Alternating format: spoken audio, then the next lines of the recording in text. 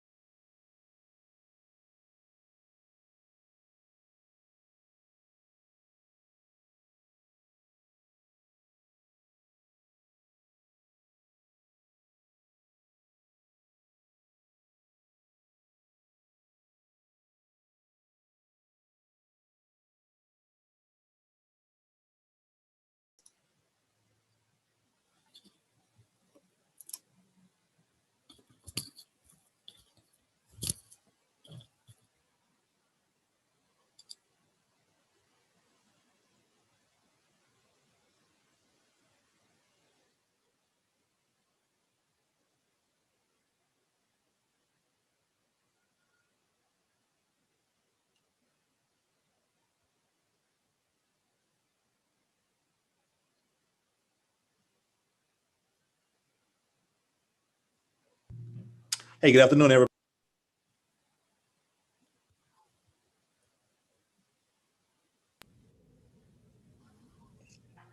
Hey, guys. Good afternoon. Can y'all hear me? Not right now. Good. So we've got the Transcontinental Railroad, maybe.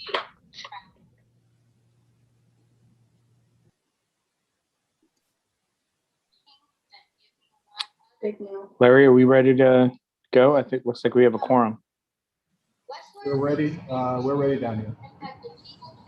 All right. By the Hey, American commissioners, at this time, I'll ask everyone to kind of mute their lines. And I'll call the meeting for February 23rd to order at 1:31. We'll start by having a roll call of all commissioners present. Commissioner Brown, Present. Commissioner Flick, Present. Commissioner Mobley, Present. Commissioner Steig, Here. Commissioner Stewart's present, Commissioner Witry, Present. and Commissioner Weberg. All right. So I think we have 6 commissioners present for a quorum. I'll start by reading the special rules into record.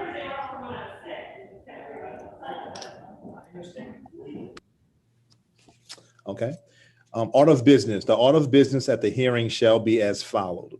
Call to order and a roll call with recording of members present, approval of minutes, reading of the hearing rules, presentation of docket, staff presentation, applicant presentations, questions from members, a recess for 30 minutes, consideration of the docket, public comment, rebuttal by the applicant, questions for members, voting, adjournment. The order of the business for each docket shall be as followed. Presentation by the City Planning Commission staff or the Department of Safety and Permit staff. Presentation by the applicant or their representative. The appellate or applicant may appear on the behalf of the representative by a duly authorized agent. Only one representative may speak on the behalf of a request and must pre-register with the staff of the City Planning Commission. Other representatives or speakers may sign up to provide comments during the public comment portion of the meeting. The applicant shall be allowed a maximum of 3 minutes. Questions from members. The members have an opportunity to ask questions of the staff or applicant. Recess. The commission shall take a 30-minute recess to allow members of the public to comment. Public comment. Only written public comment will be allowed. Live public comment will not be allowed. No member of the public may submit more than one comment per agenda item. Time allowed for the public comment. The public comment form will be made available at the start of the meeting and will close at the end of the 30-minute recess. Form. Public comments must be submitted electronically on the form provided by the City Planning Commission. Any comment missing this information will not be read aloud. Each submission must contain the commenter's first and last name, the commenter's address, and whether the commenter is being paid in connection with his or her comments. The agenda item.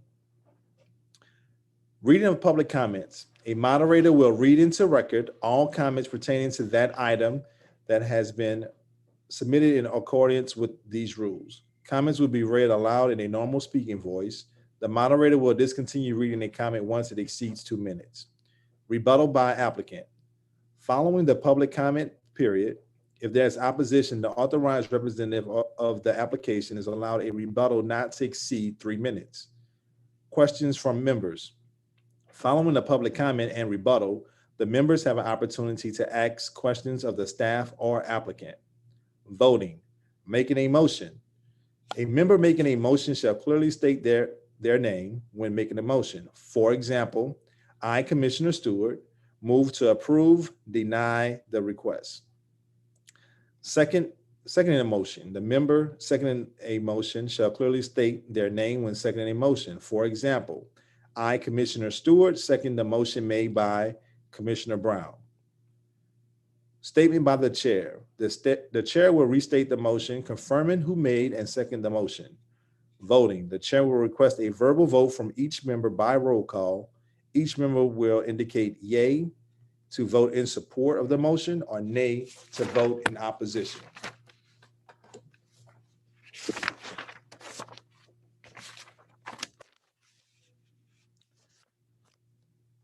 So at this time now, we'll follow our agenda and move to number one on our agenda, the adoption of the minutes of the February 9th, 2021 meeting.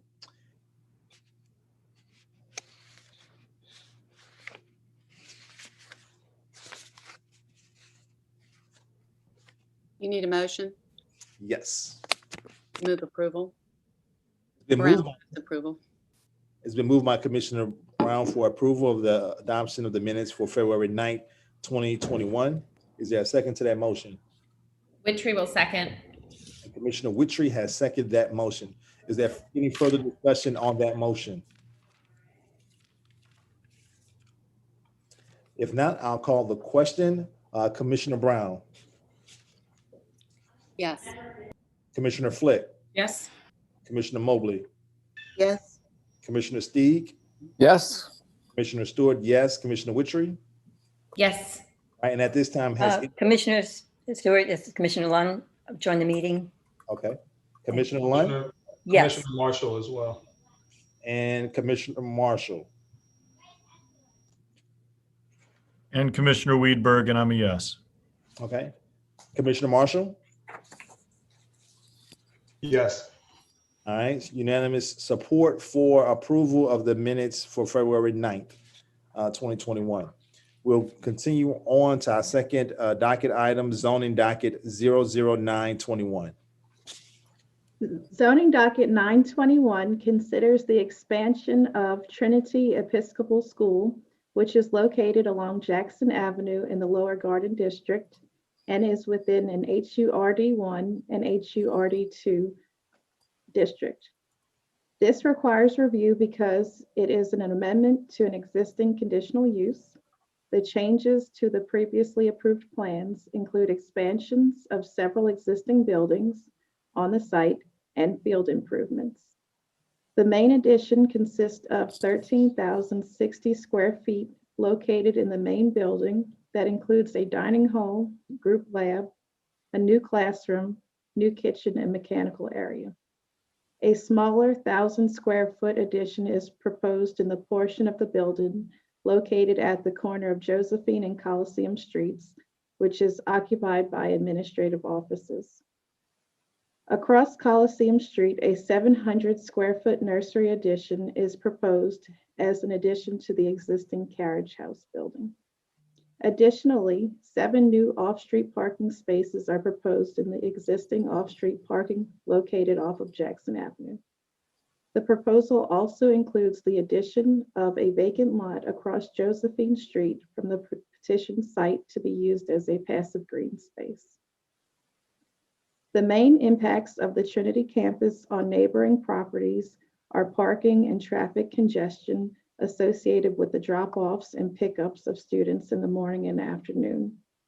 The proposed additions are not likely to result in a large increase in the number of students since only 1 classroom is proposed. Other additions to the main campus are uses that would be used by existing students, such as the lab room, dining hall, and kitchen.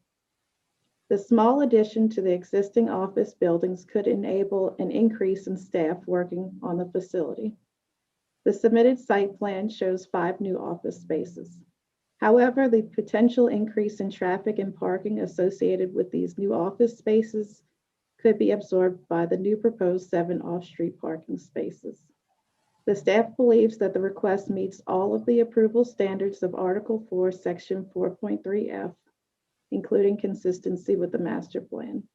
Therefore, the staff recommends approval of zoning docket 921, subject to 2 waivers and 20 provisos. All right, thank you. At this time now, do we have a representative from Trinity Church? Yes, this is Gordon McLeod. I'm here to answer any questions. Thank you for the staff's report. I think it's comprehensive and looks at all of what's being proposed. We're not asking to increase students or faculty. We understand that the expansions up the numbers as from a planning perspective. But we appreciate the staff's time on this, and I'm here if there are any questions. Thank you. Commissioners, do you have any questions for the representative or staff as it relates to zoning docket 00921? This can be a question for staff or the applicant. This is just on the design. Help me understand what that piece across Josephine Street is. It looks like there's a non-contiguous portion of this that's being included. Help me understand what's going on that site. Yeah, Commissioner Weedberg, this is Gordon McLeod. Those parcels have been owned by Trinity Church for a number of years. They actually applied to turn them into accessory parking for the school and church back in 2010. That request was denied. We are asking to incorporate them as part of our master plan so that we can use that permeable green space for our stormwater calculations and just have them be part of our campus as passive green space. But there are no planned improvements for this lot. So it's an open lot at this time. That's correct. Okay. Thank you.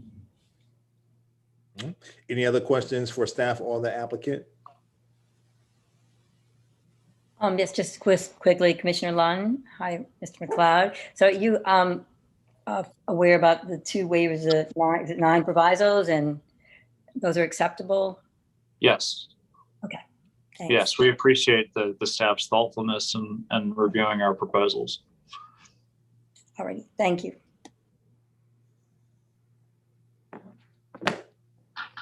All right. Any other comments or questions? All right. If not, thank you. We'll continue moving on in the agenda to zoning docket 01221. This request is for a conditional use to permit a bar and live entertainment secondary use in an HUMU historic urban mixed use district, a GC Greenway corridor design overlay district, an EC enhancement corridor design overlay district, and an AC1 arts and cultural diversity overlay district located at 601 to 605 North Broad Street and 2701 to 2707 Lafitte Street and 2716 Toulouse Street. The applicants propose renovating the interior of the building to expand an existing bar floor plan to create one large bar with live entertainment as a secondary use. The total floor area of the bar will total 3,962 square feet in an area after renovations. Improvements to the site also include a new parking area behind the building, which staff has recommended specific private provisos to bring this area into compliance. It exists within the AC1 Arts and Cultural Diversity Overlay District, which is intended to promote more live entertainment in specific areas throughout the city to preserve the city's live music culture. As the use is compliant with the master plan and the general purpose and intent of the applicable zoning district regulations, the staff is supportive of the proposed use. Therefore, staff recommends approval subject to 9 provisos. All right, thank you. At this time, do we have Mr. Sam Smith Jr., our representative, to speak on his behalf for zoning docket 01221?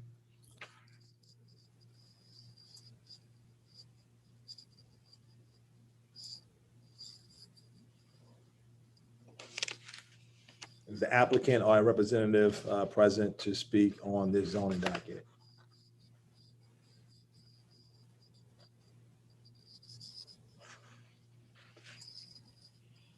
Okay. If we don't have if we don't have a representative, are there any questions from any commissioners to staff about this application? I am here. I don't know what I'm trying to get the voice to come out. Okay. Mr. Smith, we can hear you now. Okay. Please state your name and address for the record, and you can add anything that you want to add based on your application.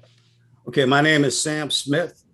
My address is 4638 Drew Avenue, New Orleans, Louisiana, 70126. And I'd like to say good afternoon. I'm here today to try to see if we can get the completion of the work that needs to be done on my building. I have some written words here, so you could bear with me, please. All right, some have asked me why a jazz club, and I said, why not? This city is where jazz was born. When I was a young man, there was jazz music being played. Let me get my glasses on so I can read what I wrote. Being played at bars and lounges all over the city. So many you couldn't count. Today, you could count them on one hand. New Orleans has always been a place for young men and women to learn how to play an instrument, but not a lot of places to perform. I want my building to be that place that they can come to, both young and old musicians alike. I was a traveling electrician that loved jazz music. I lived in New York City for 10 years and in St. Louis, Missouri for 8 years, and had no problems finding a jazz club or a lounge that had jazz music. When I returned home, I could only find 1 or 2 spots that had jazz music being played.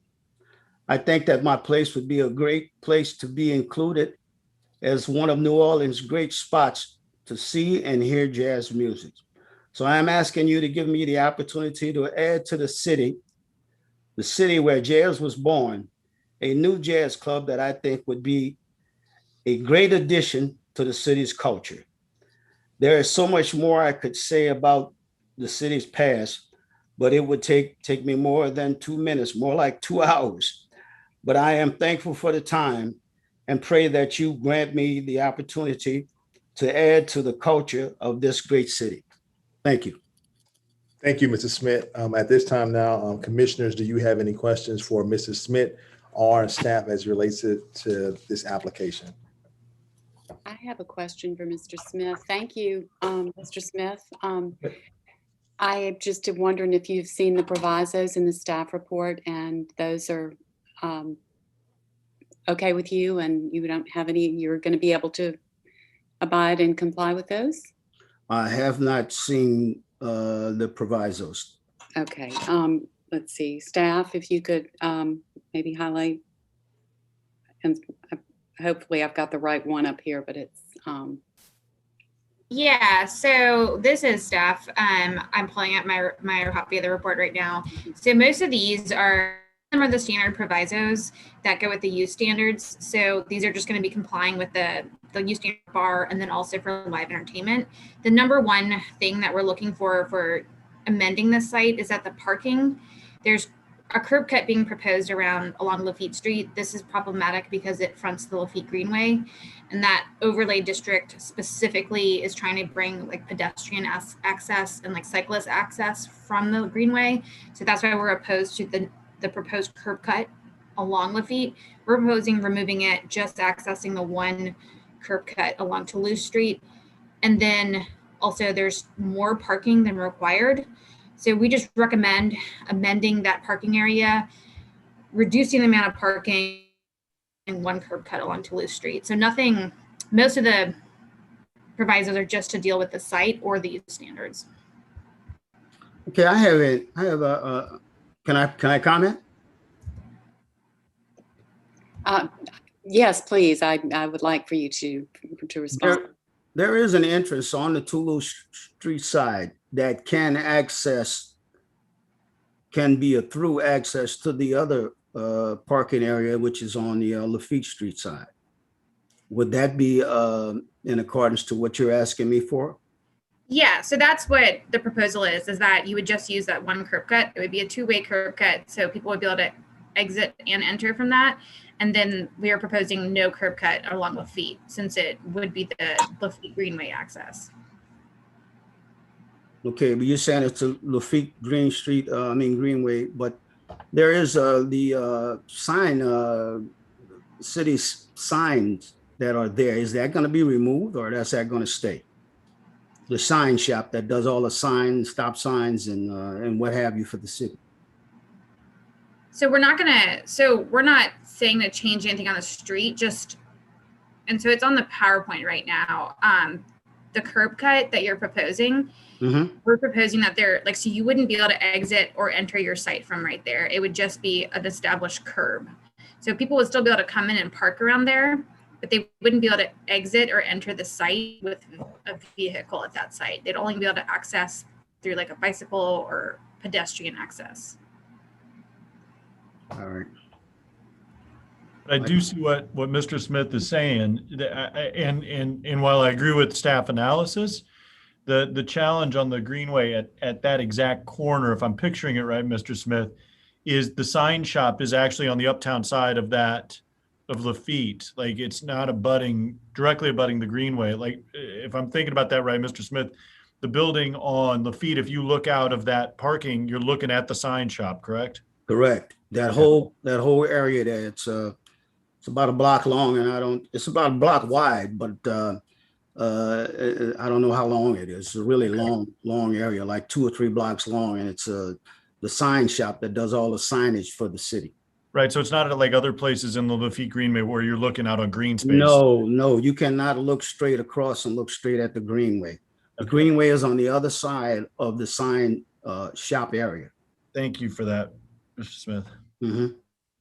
This is Commissioner Marshall. I don't think I'm speaking out of turn, but to suggest that long-term, the plans of the Friends of Lafitte Greenway and the city are to move the sign shop, though, or at least that has been a topic of discussion for quite some time, to open that up to future access for the Greenway. So there is sort of a future plan for that to be different than the current environment.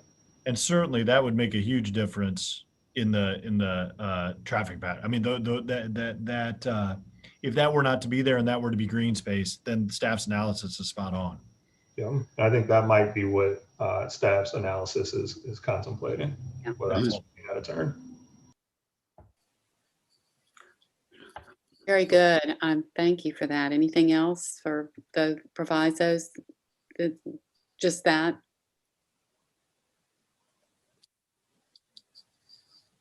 Well, I have another question. Mhm. There is no sidewalks or anything there now that exist. So you're saying that they're gonna put curbing there? Because there is none. There's no curbing throughout that whole block. None. It just comes right off the street, right into the property. There's no curbs there at all. They've been doing work up the street, and they stop like a block away on South White Street, but they haven't continued to put no curbs or anything that are on the Lafitte area that's near my building. There's none there yet. I don't know if they plan on doing it, but they stop a block away.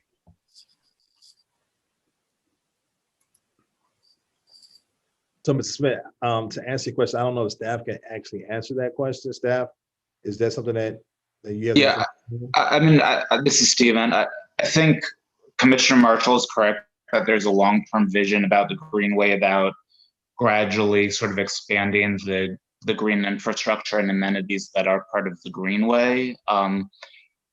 And so in the longer term, it seems logical that there may be an effort to improve Lafitte Street itself and improve sidewalks, but there's nothing imminent that we're aware of. Really what the provisos are trying to get at is that there are 2 conditions relative to parking that we're trying to be cognizant of. One is that the zoning caps the max number of parking spaces this site can have at 12. It has 24, so there's excess paving and parking that's proposed. Secondly, there's this requirement that there be this 10-foot green space along the Lafitte Street edge of the property, and that there be no driveway along that edge of the property. Mm-hmm. And so basically what we'd like to have happen, given what the regulations are, is have the only curb cut, only driveway beyond Toulouse Street, the one that exists.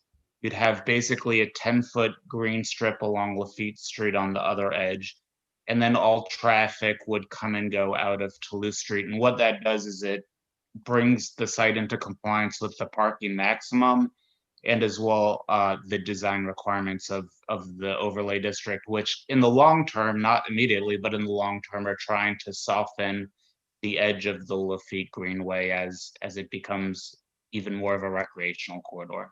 Okay, I can see taking care of that if you're going to reduce the amount of parking spaces that I have, because I don't see how people could turn around and, you know, back out and straighten their car out to go out that one area. But if you're going to reduce the amount of spots that I have available now, then that could be possible, and I could wouldn't have a problem with that. Yeah, and we can certainly talk with you and your designer about the sort of the technical aspects of what the changes need to be. But yeah, I mean, essentially what you're suggesting, a reduction to free up green spaces is what we're thinking of. Okay, I can understand that. All right. Great, thank you. All right. Thank you. That answered all of Commissioner Brown's questions. Are there any other questions from any other commissioner? Just one other question from me, from Mr. Smith. How did the neighborhood meetings go? I know what was in the packet, but just wanted to hear how your conversations with neighbors went about doing a music venue. I actually had the only person that contacted me at all was the guy with the Broad Street Theater. And he said that he would welcome anything that had anything to do with entertainment in that neighborhood, and that he was glad that I was coming aboard. I asked him, could he write something, but he never did get back with me on that. Other than that, I sent out 125 letters, and I didn't get any other response from anybody. Well, I think it's a great location for this. I think it's central. I think it's on main thoroughfare, and certainly, you know, coming out of the pandemic, we're going to look a lot different than going in, and the loss of places like the prime example would welcome having another club. So thank you for this proposal. I was very excited to read it and excited that you're thinking about doing something like this. Well, thank you. All right, there's no other questions for staff or the applicant. We will continue to move on the agenda and to move on to our next zoning docket item. All right, Commissioner Stewart, Commissioner Lund here. Okay. I just pulled up roadwork NOLA, and they showed that for the block of Toulouse from Broad headed towards Jefferson Parish, it's in green, full reconstruction. I'm not sure what that means, but I was wondering if maybe during the break, if someone, the staff or someone familiar with this might be able to look into that. So that'd be a question for staff. Yeah, we'll try to quickly look into that. I don't know that we'll be able to provide too much more information, but we'll see what we can find out. Okay, just appreciate it. Maybe just if it is on some schedule, that we would know what time and what full reconstruction actually means. Thank you, Stephen. Thank you. All right, thank you. Are there any other additional comments or questions? If there are none, we'll continue on to zoning docket 01321. Okay, the next item is zoning docket 01321. It's a request for a conditional use to permit the retail sale of packaged alcohol beverages at a structure that's currently being used as a retail food market and eatery. The retail sale of packaged alcoholic beverages for off-site consumption, which requires a conditional use as the site is located in an MU2 high-intensity mixed-use district. The portion of the MU2 district in which the subject site is located is still predominantly industrial in nature. The subject site is developed with a recently renovated 14,575 square foot warehouse building. It is occupied by a restaurant retail store called Commissary Eatery and Market, which proposes the retail sale of packaged alcoholic beverages alongside other food and beverage items. The staff's analysis of this and other applications for retail sale of packaged alcoholic beverages focuses on how alcoholic beverage sales as a land use matter intersect with the zoning objectives of the comprehensive zoning ordinance and the land use goals of the city's master plan. The proposed sale of alcoholic beverages is sensible given the high intensity commercial nature of the MU2 zoning designation. The sale of packaged alcoholic beverages is not otherwise inherently different from the sale of other food or drink products. It can be appropriately, it's appropriate if it's managed responsibly. Retail alcoholic beverage sales are not specifically addressed by the site's master plan slum designation. However, it is not inconsistent with the designation. In evaluating the proposal, the staff also looks at the related restrictions in the city code. Section 10-237 of the city code contains performance standards for alcoholic beverage outlets that are located within 300 feet of playgrounds, churches, public libraries, schools, funeral homes, and mortuaries. The petition site is located within 300 feet of St. Michael's Special School for Exceptional Children, and therefore the applicant will be subject to limits associated with the wholesale cost of packaged liquor stocked and the display of packaged alcoholic beverages. Therefore, the staff can support the application and recommends approval of zoning docket 01321, subject to 2 provisos.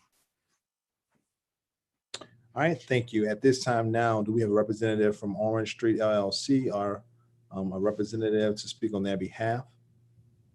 Hi, Nicole Weber here, representing the Commissary Market and Eatery. We are operating as a staff mentioned in the report and in the summary. We are open, the market and the eatery, and this request is merely just for the retail sale of wine and spirits.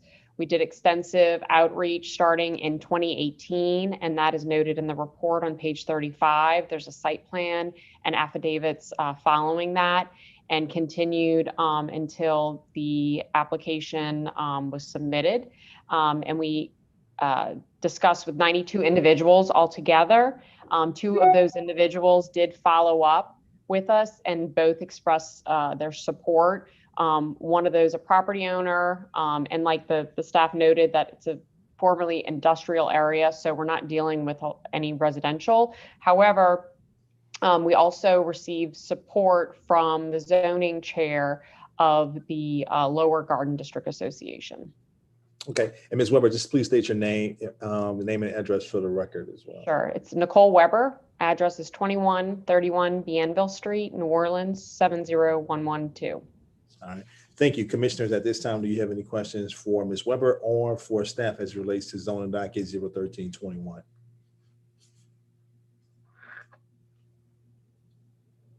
Are there any questions or comments for staff or for the representative of the applicant?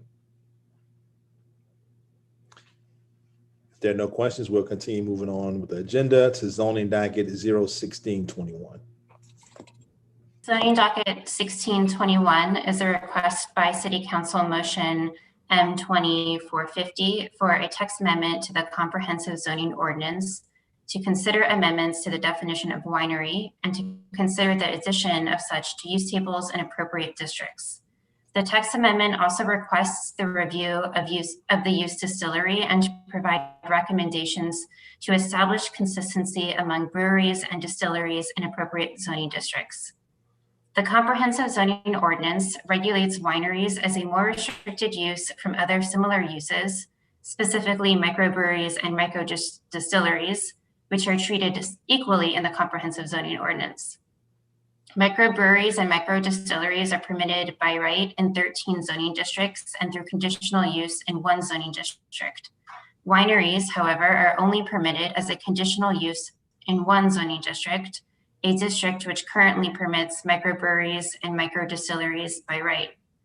Similar to the operations of microbreweries and microdistilleries, a winery would create and bottle wine on-site and sell the wine for both on-site and off-site consumption. The comprehensive zoning ordinance also regulates distilleries as a more restricted use from other similar uses, specifically breweries.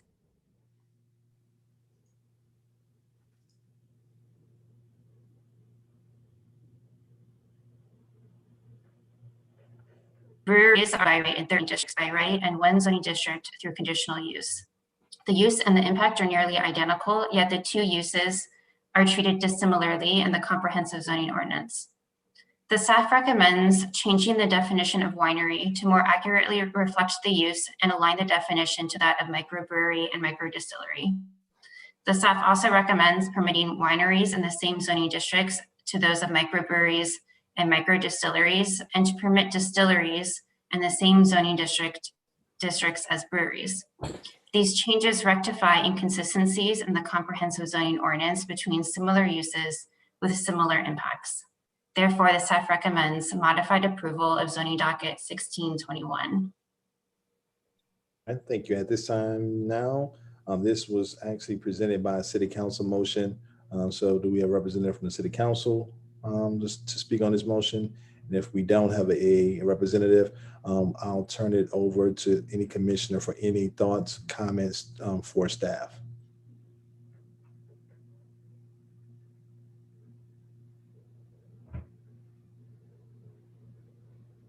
If there are no questions or comments, we'll continue to move on to zoning docket 01721. Zoning docket 1721 considers a text amendment to potentially allow indoor and outdoor shooting ranges in certain districts around the city. Neither indoor nor outdoor shooting ranges are currently allowed as permitted or conditional uses in Orleans Parish. Staff conducted research of several municipalities that regulate indoor and outdoor shooting ranges and provide specific design, operational, and performance criteria for these uses. Staff also researched the 2004 revised edition of the National Rifle Association's Range Sourcebook, a guide to planning and construction, which provides guidance to operators and municipalities on the construction, operation, maintenance of these facilities.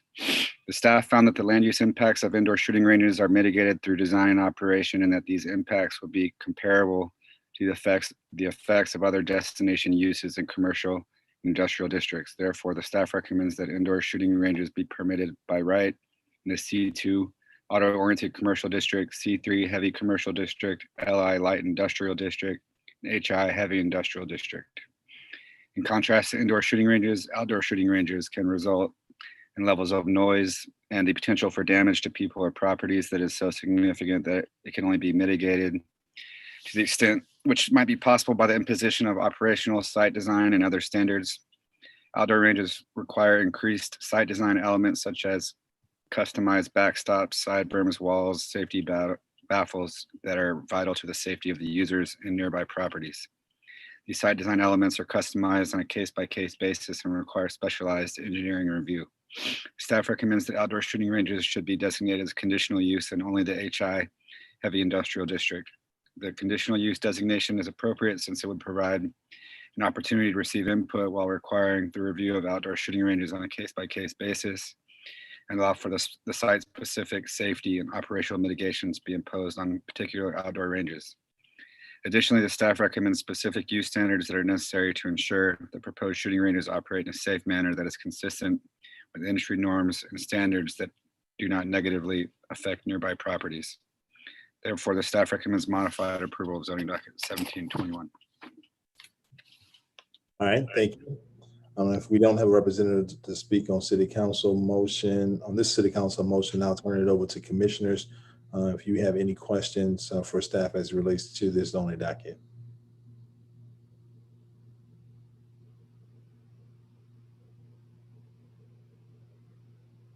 Do we have any questions? If not, we'll continue on to zoning docket 01821. Zoning docket 18-21 is a request for a planned development proposing the re-subdivision and redevelopment of an existing lot in an HURD2 historic urban two-family residential district, which is located in a Hoffman Triangle neighborhood. The existing lot is an L-shaped lot, which is comprised of 10 former lots of record, lots 24 through 33. Cumulatively, the subject property provides 14,340 square feet in area. There are 180 feet of frontage on 4th Street and 119 feet along South Johnson Street. The subject square, Square 441, is bound by Washington Avenue, Galvez Street, 4th Street, and South Johnson Street. The square is bifurcated by a small street, Momus Court, which is no longer in use, nor is it accessible any longer.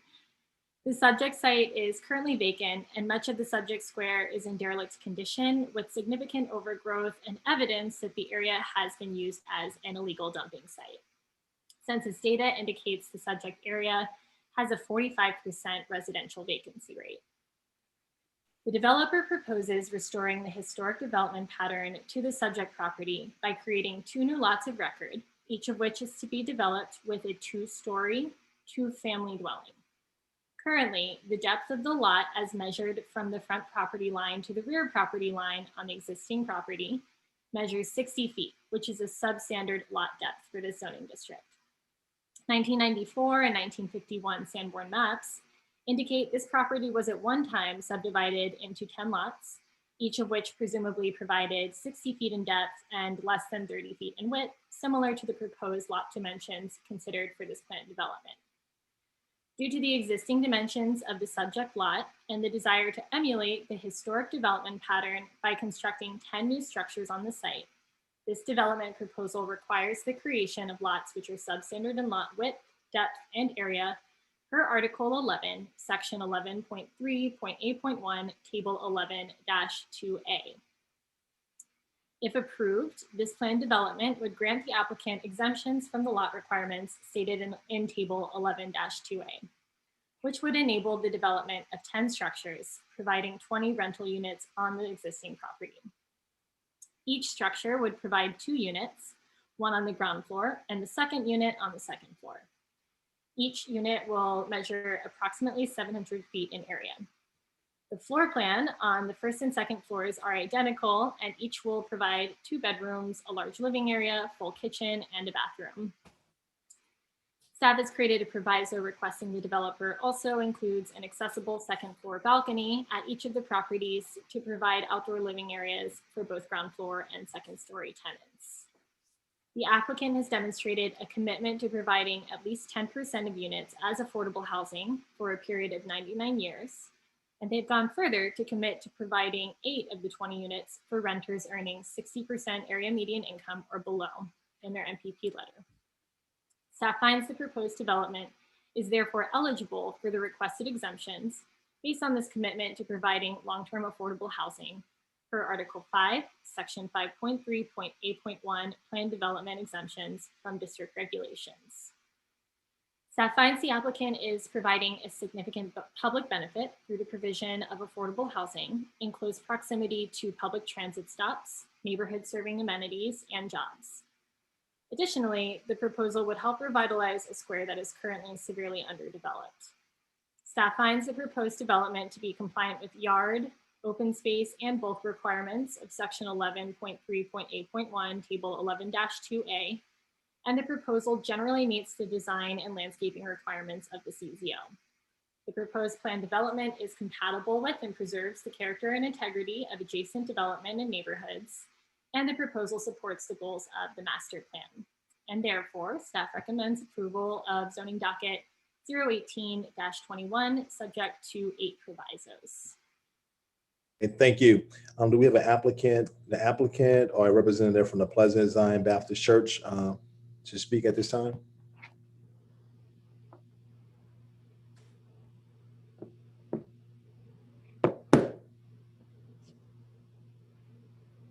So we do not have a representative from the church, but the architect for the development should be with us. Alex. Sorry, I was muted. Just realized. Hello, I'm Alex Modinger of J. Modinger Architect. My address is 1558 Annunciation Street. Good afternoon, and thank you for entertaining our proposal. First, I'd like to thank the staff for a very thorough participation in the application process as well as the HPD process that we've been participating in. Our intent for this project is to utilize the historic footprint and figure ground from the 1940 Sanborn historical data that we researched and provide housing beyond the HPD minimum, as was stated in the staff report. We would like to reestablish the historic massing in lieu of one large multifamily development, which has been the characteristic of multifamily developments in this area in the past few years as we've redone the zoning. Our experience for this is drawn from projects in our past with regards to my firm, with Jericho Road over on North Rampart Street, where we did about a block and a half, and then some historic infill with Xavier faculty housing back in 2008. We agree with the provisos, specifically the balcony request. It was a part of our proposed facade options. And feel that that's a benefit for providing that additional private space for the second floor resident. We provide as well options for facade variation based on fenestration variation and detail. For example, corner boards, coins, trim styles, etc., to make these buildings conform more to the historic nature of the neighborhood. All right, thank you, Mr. Alex. Commissioners, at this time, do you have any questions for Mr. Alex or staff as it relates to zoning docket 01821? Commissioner Lunn, I have a question for the architect for the applicant. Just hi, Mr. Modinger. Is it Modinger? Yes, thank you. So the developer plans to provide 6 units for 99 years to be rented to people at 60% or below of AMI? It's my understanding that the AHPD process that we're going through as well, the intent is that the minimum, to provide the minimum for sure for the 99-year period on 2 units, but to additionally provide units at the 60% AMI level, I believe in 6 of the buildings. Though I don't believe a time frame has been established for that set aside. It was a voluntary measure put forward by my developer client, and in reality, my expectation is, given the work that we've done together in the past, that the majority of these properties, if not all of them, will likely be rented on a Section 8 level at some point in some level. All right, I think that's Providence, right? In this case, no, it's TNT Real Estate Development. Okay, already. Thank you very much. All right, any other questions from any commissioner?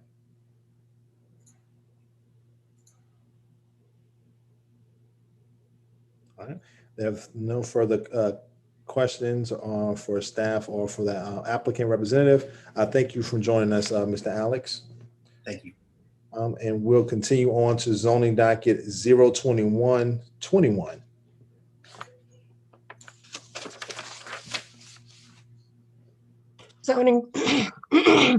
Zoning docket 02121 is a request for a conditional use to permit a hotel and an associated bar as an accessory use in an HUB1 historic urban neighborhood business district, the LAS LaSalle Street Overlay District, and an EC Enhancement Corridor Design Overlay District.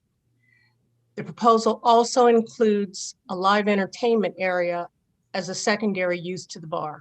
The site address is 2836 LaSalle Street and is the site of the now closed historic Dewtrop Inn.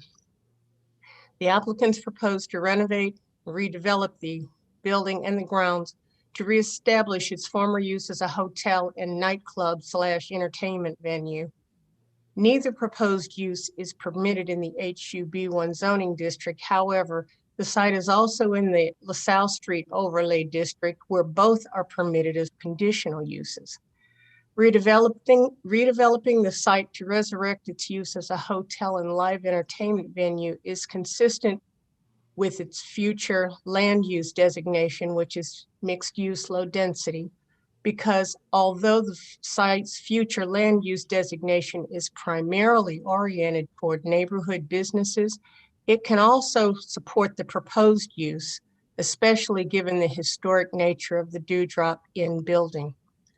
The proposal is also consistent with the intention of the LaSalle Street Overlay District, which is to create an environment with additional opportunities for live entertainment at commercially zoned sites along commercial corridors, as well as at small sites with commercial zoning that are interspersed within neighborhoods where arts and cultural uses have historically existed.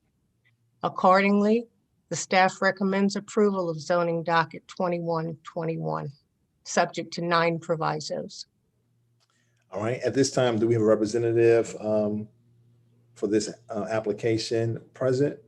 And if you are, please state your name and address for the record.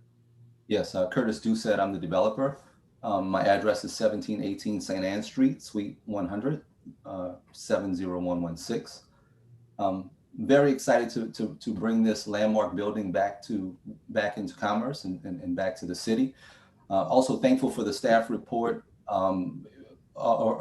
thankful for the staff for their support in the process, as well as for their wonderful report here. I'm fine with all of the provisos except for the one on signage. And it states that all signage shall conform to the requirements of Article 24 of the CZO, subject to the review and approval of the City Planning Commission staff. What I'm requesting now is a variance for signage in the event that the State Historic Preservation Office will require the circa 1950 sign for the historic renovation. That is the most likely period that it will be restored to. And that sign, you can see it in the report if anybody wanted to reference it on page 65. It's probably that sign as it was would be too big and would not conform to Article 24. So for that reason, we are asking for a variance. Mr. Doucette, I'm sorry, Chair, is there an opportunity to ask questions? Yes, at this time. Mr. Doucette, first of all, this is the second time we're seeing a live music jazz venue, and it's not even my birthday. So I'm very excited to have venues coming back online. Thrilling, and especially this one. So thank you for your service in bringing the drop-in back. I mean, this is a thrilling project. The sign that's shown is the one that currently is on the building. That's the one you're speaking of, the old double circle do drop in sign? No, it's not. And to be honest with you, if I had my preference, that's the sign that I'd like to use. But I do just want to make way for the possibility that the State Historic Preservation Office would make us have the sign that you could see if we were to scroll down to page, I believe it's 65 of the report. So the larger square one that has the kind of bevel at the top of it? Correct. Okay. And so and I don't know for a fact whether or not they will require that, but I just would like to leave that possibility open. So it would be one of those two, because they're both historic. It's just a matter of which era. Exactly. And so the era that we'll have to restore to will most likely be the 1950s era. And that's why I'm concerned about the sign. Okay. Thank you, Mr. Doucette. Thank you. All right. Can I interject? This is Bob Rivers. Just and Stephen, correct me if I'm wrong. With respect to the signage, and we can tweak the language about Article 24, but there are provisions in the zoning ordinance that do allow for landmark signs, that do allow for variances. I think there may be a concern because this variance request was not included as part of the original application. All that being said, there is an amendment process that would be available. So to the applicant's concern about keeping the possibility alive, there is an amendment process for conditional uses that would allow for him to come back and seek an amendment to get whatever variance would be necessary in order to comply with the State Historic Preservation Office requirements. All right, Mr. Doucette, you understand what Mr. Rivers just stated about the opportunity of leaving that open for you to have the historical sign? I believe so. Does that mean that we would have to go through the variance process again, additional fees and time and all associated? There's also a classic sign application in the CZO as well. And that's another thing he was referring to, and that's a separate application for a sign that's over 25 years old. Okay. It's 24.15 of the CZO. Thank you. And to your question, Curtis, yes, it would require an additional process and fee. If obviously if council introduced it, some of that process could be avoided in terms of fee. I think the concern right now is that without knowing what the ultimate proposal is going to be, it's hard to just grant a blanket variance at this stage. Okay. All right, commissioners, do you have any other questions for the applicant or staff as relates to zoning docket 021-21? No, I think, and we can talk about this after we hear from the neighborhood. I would love to just kind of walk with staff if there's a way that we could, because I again, like to have a little more conversation on this. If there's something that the applicant needs to ensure that they meet all the standards for the tax credits and the historics and those kinds of things, I want to make sure that this application does everything they need for their ability to go and get the financing and the approvals for this, because this is a property that has sat fallow and is going to be returned to its historic use. So I'm way in favor of this. So want to make sure that we can make this work for the applicant, and that it meets the standards, so that we're not opening a door for future properties. Because even though we're dealing with something here that is squarely on point around some of these issues, I understand the staff's concern. So I'm going to have another question, but we'll wait until we go to finalize this one. Thanks, Commissioner Lund, and this, pretty sure I know the answer to this, but for staff, would there be a way to word that proviso in such a way that allowed for, as long as the final sign was approved by the State Historic Preservation Office, that it would be acceptable? So it comes down to just one of two different options.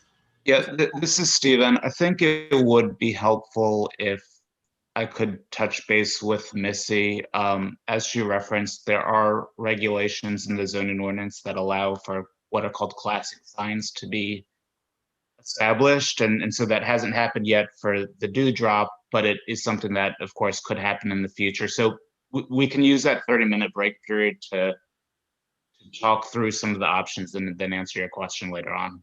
All right, I'm not meaning to load you up during the 30-minute break, but thank you. Thank you. Thank you. Any other further questions for staff or for Curtis as it relates to this docket?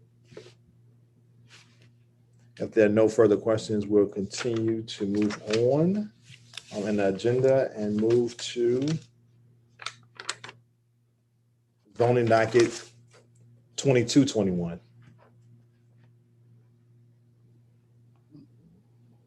Zoning docket 2221 is a request for a conditional use to permit a 4-family multiple family residence in an HMR3 historic Marinade Treme Bywater residential district. The municipal address is 1032 Montague Street. The request would permit the redevelopment of a site that is currently vacant. The proposal calls for the construction of a compatible 2-story residence, which would total to a size of 7,120 square feet. All of the 4 units would be 2-bedroom units. Multifamily dwellings containing up to 4 units are conditional use in the HMR3 district. The proposed use for the site is essentially the same as precedents that have historically existed in the neighborhood for centuries and is thus compatible with the surrounding area, which does include other multifamily structures. The site meets the conditional use approval standards, those of the residential historic core land use designation of the plan for the 21st century, and those of the HMR3 district-based zoning district.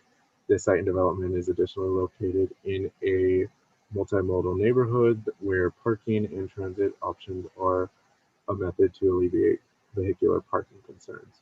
Approval of the request is not anticipated to detrimentally affect adjacent development and neighborhoods.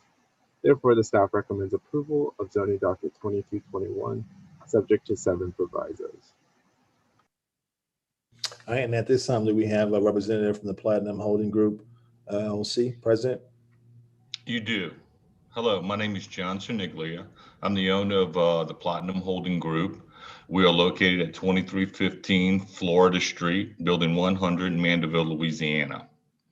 I'd like to start off by saying that my family has a long history in the Bywater. As my mother grew up there, I still remember the many stories she told us of her childhood. And, you know, she would often take us to see the house she grew up in, which ironically is just 1 block down the street from this project. So this means a lot to us. And, you know, we want to try to definitely maintain the character of the neighborhood.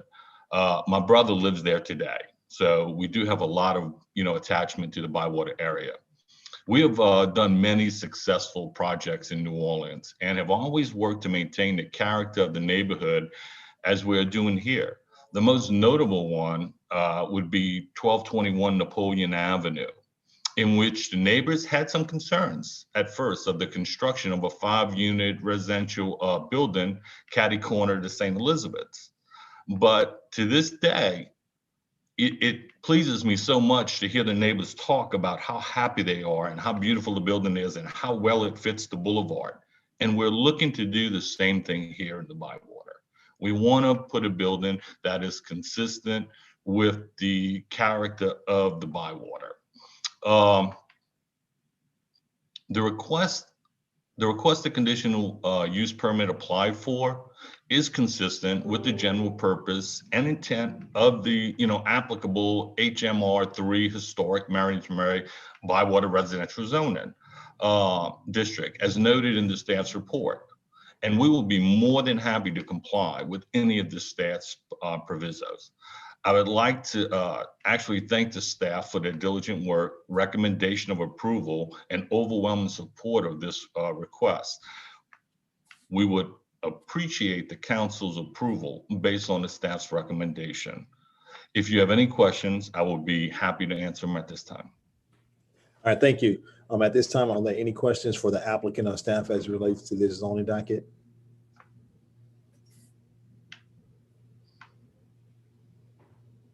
Sir, on Napoleon, I know that you did condos. Are these going to be apartments as a fourplex? These are apartments, yes. Okay. They're 2-bedroom, 2-bath apartments.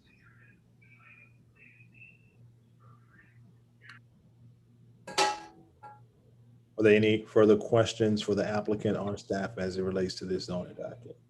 The question is to the drainage plan for the property. The massing does seem to take up the majority of the lot. The drainage is not an issue. We haven't experienced an issue. We did just come out of completion with the property actually next door, where we actually salvaged and restored a beautiful old vacant building that has been vacant since prior Katrina. And it's gorgeous today and occupied, which we're happy to say. So, you know, the drainage and this footprint on this lot will be no different than any other footprint of any other structure in the Bywater. Staff, does the HMR-3 allow for short-term rentals? We are not intending to do short-term rentals. And the only way you can do a short-term rental is if I was actually an owner tenant of one of the units in the building. Being the fact that I am not going to be an actual tenant in the building or owner, as an owner tenant, I am not applicable to short-term lease my property. Commissioner Witchery, to answer your question, small short-term rentals are permitted by right, but large short-term rentals are conditional uses. Okay. Thank you so much, Joseph.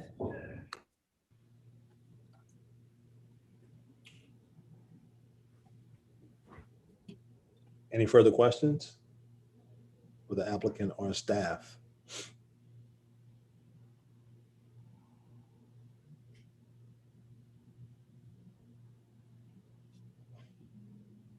All right, if there are no further questions, thank you, Mr. John. Thank you. All right, and at this point now, that kind of concludes our agenda. Zoning dockets to be deferred or recommended for deferral based on the size load that the staff is currently maintaining due to a reduced of planners. Is zoning docket 01421, is zoning docket 01521, zoning docket 01921, and zoning docket 021. 21. So And at Commissioner Stewart, this is Stephen. Real quick, there's a slight typo in this slide. We're requesting that zoning dockets 19 and I believe it's 19, 21, and 2021. So not 21, but 2021. That those two be deferred to March 23rd, not March 9th. The reason for this is that those applications will become moot once the established multifamily text amendment ordinance goes into effect. We're expecting that to be adopted by the council on March 11th and presumably will be signed by the mayor within 10 days of that. So all of that is to say that by the March 23rd meeting, the applications will be moot and the development will already be able to go through permitting. So defer 14 and 15 to March 9th, defer 19 and 20 to March 23rd. All right. Thank you, Stephen, for that clarification. So at this time now, that concludes our business for today. At this point now, we will brief shortly for a 30-minute recess to hear public comment from for the docket matters that we'll be taking action on. So right now the time is 2:37. Is there a motion from any commissioner to set for a 30-minute recess? Commissioner Witry will make a motion to take a 30-second recess and that will reconvene at 3:07. Can you 30-minute, not second? 30 minutes at 3:07. So Right. Just Commissioner making sure everyone's listening. Commissioner Witcher Seconded by Commissioner Lund. all right, it's been moved by Commissioner Witcher for a 30-minute recess to reconvene at 3:07. The motion was seconded by Commissioner Lund. Is there any further discussion on the motion? Is there any further discussion on that motion? If not, I'll call the question. Commissioner Brown? Yes. Commissioner Flick? Yes. Commissioner Lund? Yes. Commissioner Marshall? Yes. Commissioner Mobley? Yes. Commissioner Steig? Yes. Commissioner Stewart, yes. Commissioner Witry? Yes. Commissioner Weaver? Yes. Unanimous support for the motion. The motion is passed. We'll reconvene at 3:07. 07.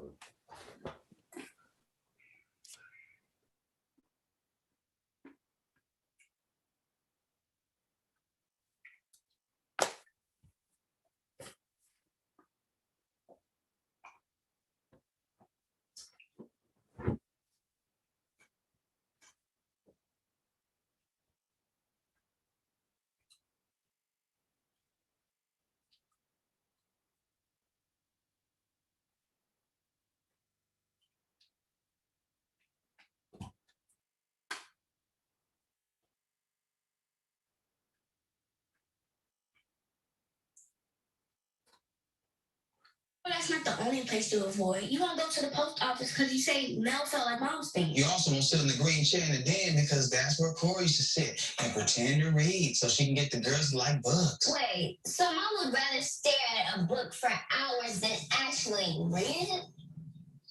Swag. Yeah, swag, but girl.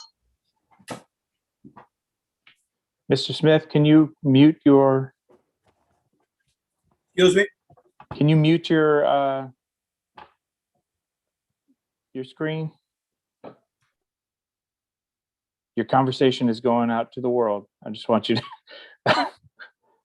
That's okay. That's okay. I think you're muted now. Thanks.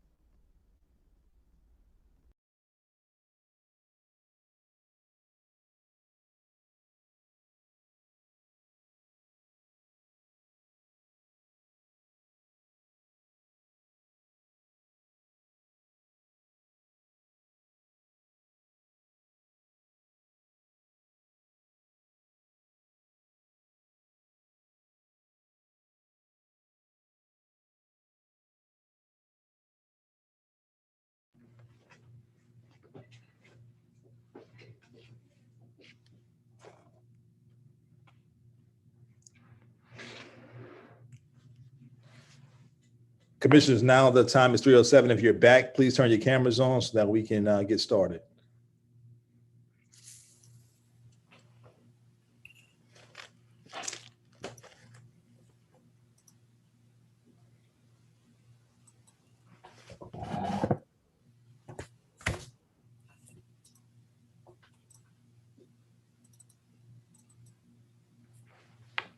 All right, the time now is 3:07. We'll start with a roll call of all commissioners back to secure that we have a quorum, and then go to public comments, which I think it has already been sent out.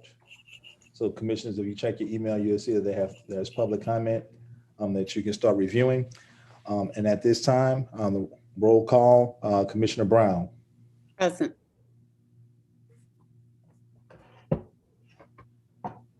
Commissioner Brown. I'm here. Here. I'm not sure why it's not. Okay, we have you, Commissioner Brown. Okay. We hear you, Kelly. Present. Commissioner Lund. Present. Commissioner Marshall. Present. Commissioner Mobley. Present. Commissioner Steed. Present. Commissioner Stewart. Present. Commissioner Witchery. Present. Commissioner Weberg.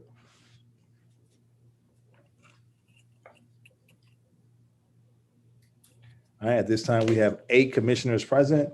We'll go to our first zoning docket item, which is zoning docket 00921. So there are no public comments for that docket. All right, and we did not receive any public comment for that zoning docket. Is there any questions for any commissioners or a motion? I'll make a motion for approval of docket item 009-21 with subject to 2 waivers. And is that 20 provisos? Yeah, it carries a lot over a lot of old provisos from the original ordinance. Was not questioning that, more of my handwriting, Stephen. Oh, My yes. notes. Yes, your handwriting is correct. Okay. All right. Thank you. Brown will second that motion.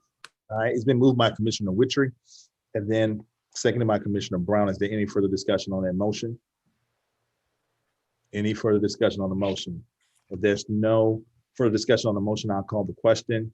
Commissioner Brown, Yes. Commissioner Flick, Yes. Commissioner Lund, Yes. Commissioner Mobley, Yes. Commissioner Marshall, Yes. Commissioner Steed, Yes. Commissioner Stewart, yes, Commissioner Witchery. Yes. All right, that is, and Commissioner Weberg.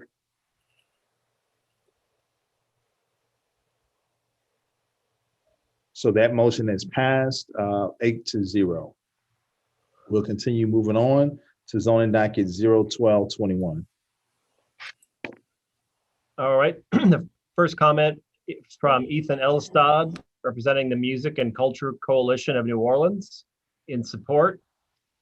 I just became aware of this project while watching the meeting and wholeheartedly support it.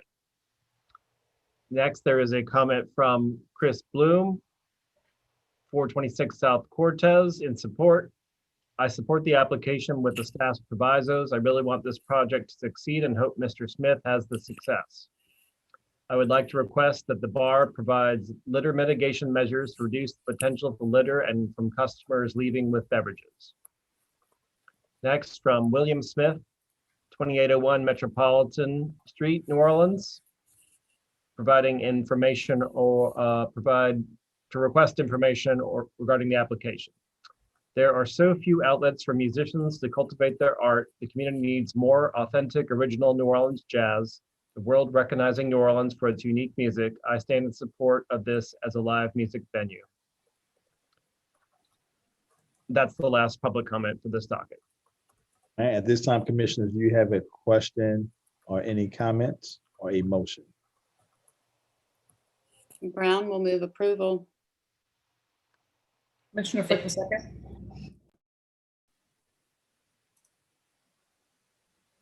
It's been moved by Commissioner Brown for approval, seconded by Commissioner Flick. Is there any discussion on that motion? Just congratulations, a great project, great location. And thank you for answering the questions. Appreciate it. Thank you. Good luck, sir. Really happy to see the property back in commerce. Thank you. So right. excited to come by. You know, that might be indicative of what's to come. And not just to see it back in commerce, though that's exciting, the purposing behind the commerce. And I think you have a couple of people that are excited to come and see music at your venue. Yeah, I have a lot of background with that William Smith. That's my brother. He plays traditional jazz. My brother-in-law plays traditional jazz. And I don't know if any of you know this, but my sister, Dodie Smith Simmons, was the only Black lady there with the Jazz and Heritage Festival with Quint Davis when it first started. So I have a lot of background and a lot of people to help me make this venue very productive. Thank you for doing this. Great. We'll schedule a city planning commission night Yeah, sounds at great. the venue. Right. All right. So without further ado, I'll call the question. Commissioner Brown, Yes. Commissioner Flick, Yes. Commissioner Lund, Yes. Commissioner Marshall, First round of drinks at city planning night is on Commissioner Stieg, right? No, that's on me. That's on me. Commissioner Marshall, Yes. Commissioner Mobley, Absolutely, yes. Commissioner Teague. Yes, and I will pay for the second round. All right. Commissioner Stewart, yes. Commissioner Witry, Yes, of course. and Commissioner Reberg. Privileged to make it unanimous, yes. Thank you. Unanimous support for the docket matter. Congratulations, Mr. Smith. Thank you so much. Thank all of you. I will continue on in our agenda to zoning docket 01321. No comments for that docket. All right, we received no public comment on that zoning docket matter. At this time, are there any questions, comments, or a motion from a commissioner? I'll make a motion approval of zoning docket 1321, approval with 2 provisos. Commissioner Flick will second. All right, it's been moved by Commissioner Witry for approval for zoning docket 01321 and seconded by Commissioner Flick. Is there any further discussion on the motion? Any further discussion on the motion? If there's no further discussion on the motion, I'll call the question. Commissioner Brown, Yes. Commissioner Flick, Yes. Commissioner Lund, Yes. Commissioner Marshall, Yes. Commissioner Mobley, Yes. Commissioner Stieg, Yes. Commissioner Stewart, yes. Commissioner Witry, Yes. Commissioner Weberg. Yes. Unanimous support for the motion for approval for zoning docket 01321. And we'll continue on to zoning docket 01621. No public comments for that docket. All right. We didn't receive any public comments for that zoning docket. At this time, are there any questions, comments, or a motion from a commissioner? This is Commissioner Lund. I move that we, for zoning docket 1621, I move for modified approval as recommended by staff. Brown will second. It's been moved by Commissioner Lund for modified approval for zoning docket 01621 and seconded by Commissioner Brown. Is there any further discussion on the motion? Any further discussion on the motion? If there's no further discussion on the motion, I'll call the question. Commissioner Brown, Yes. Commissioner Flick, Yes. Commissioner Lund, Yes. Commissioner Marshall, Yes. Commissioner Mobley, Yes. Commissioner Stieg, Yes. Commissioner Stewart, yes. Commissioner Witry, Yes.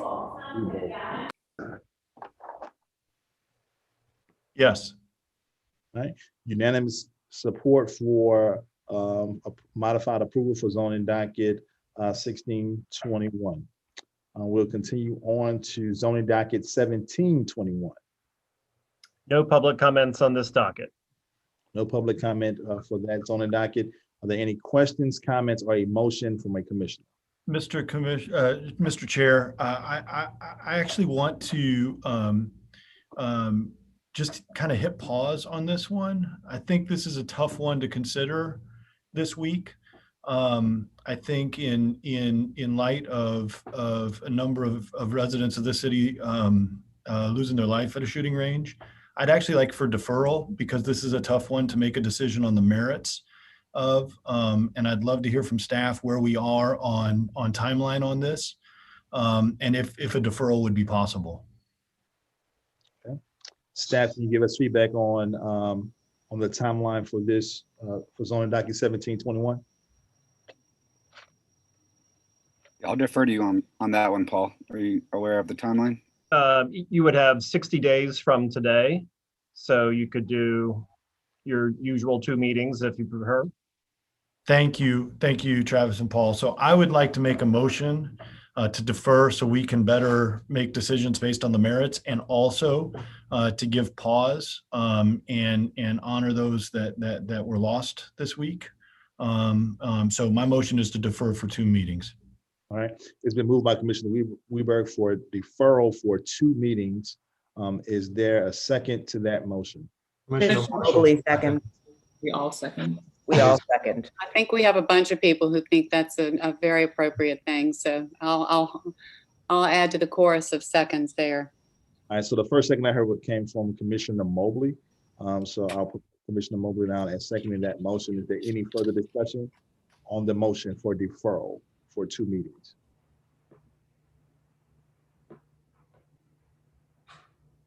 All right, if there's no further discussion on the motion, I'll call the question. Commissioner Brown. Yes. Commissioner Flick. Yes. Commissioner Lund. Yes, and thank you, Kyle. Commissioner Marshall. Yes. Commissioner Mobley. Yes. Commissioner Steve. Yes. Commissioner Stewart, yes. Commissioner Witry. Yes. Commissioner Weberg. Yes, and thank you, Commission. All right, unanimous support for deferral for 2 meetings. We'll continue on to zoning docket 01821. No public comments for that docket. No public comments. Is there questions, comments, or a motion from a commissioner in relation to this docket? This is Commissioner Flick. I'll make a motion to approve zoning docket 1821, subject to 1 exception and 8 provisos. Which we will second. It's been moved by Commissioner Flick for approval, seconded by Commissioner Witry. Is there any further discussion on the motion for approval? Any further discussion? There's no further discussion. I'll call the question. Commissioner Brown. Yes. Commissioner Flick. Yes. Commissioner Lund. Yes. Commissioner Marshall. Yes. Commissioner Mobley. Yes. Commissioner Steve. Yes. Commissioner Stewart. Yes. Commissioner Witry. Yes. Commissioner Weberg. Yes. All right, unanimous support for approval on zoning docket 1821. We'll continue on to zoning docket 02121. Thank you, Commissioners. We do have public comments on this one. First comment is from Ethan Elstad, Music and Culture Coalition of New Orleans. In support, on behalf of the Music and Culture Coalition of New Orleans, I want to extend our support for this application, which would restore and bring back the Dewdrop Inn to its historic use as a hotel and music venue. Over the past 5 or 6 years, as we have engaged in the rewrite of the comprehensive zoning ordinance and the creation of the amendments to the city's master plan, one of our main objectives has been to create pathways for historically important music venues to be reestablished, with the Dewdrop Inn explicitly mentioned as one of those sites. It's fantastic to see a viable path to its restoration moving forward. Late last year, I was able to speak with one of the developers, Mr. Curtis Doucette, about the project and was struck by his commitment to respect the history and cultural importance of the space. And I know that he has been reaching out to other cultural institutions, musicians, neighborhood residents, and members of the cultural community. I'm confident that he will continue to do so as the project moves forward. Once again, we support this project and also note that there is a request to provide outdoor live entertainment, which we were also in support of, particularly noting the ongoing importance of these spaces as we continue to deal with the ongoing impacts of the pandemic. However, as the City Council has not yet considered the outdoor live entertainment study, we would ask that at a minimum, the commission not prohibit outdoor music and entertainment as this space and allow this to continue to be considered as new citywide guidelines are developed. And that is the last comment for that docket. All right, so at this time, do we have any questions, comments, or a motion from a commissioner? I do have a question. I want to come back. I said I was going to do this and revisit the sign issue. I realize there are options down the road. I very much desire to find a path because I think it is the desire of this, well, I won't speak for anyone else. It's my desire to have this be a place where we can solve this issue, because I think whether they need to use historic sign A or historic sign B, we know they're going to be required to use one of the two historic signs. They've both been submitted as part of the application.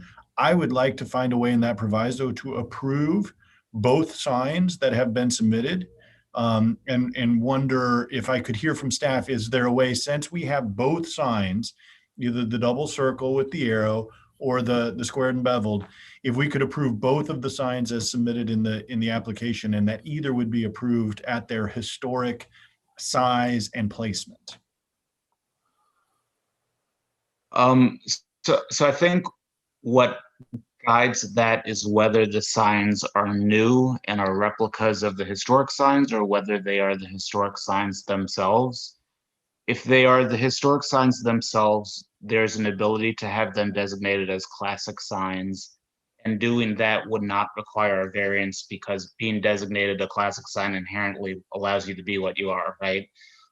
If they are new signs that are essentially replicas of what historically were there but are not in fact the original signs, that would require a variance.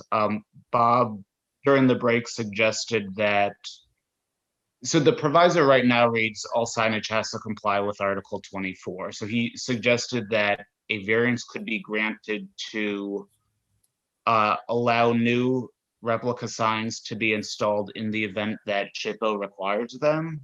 But if there is not a requirement by SHPO to do so, that the proviso would state that either the existing signs would have to be designated as classic signs, or the conditional use would have to be amended to grant a waiver.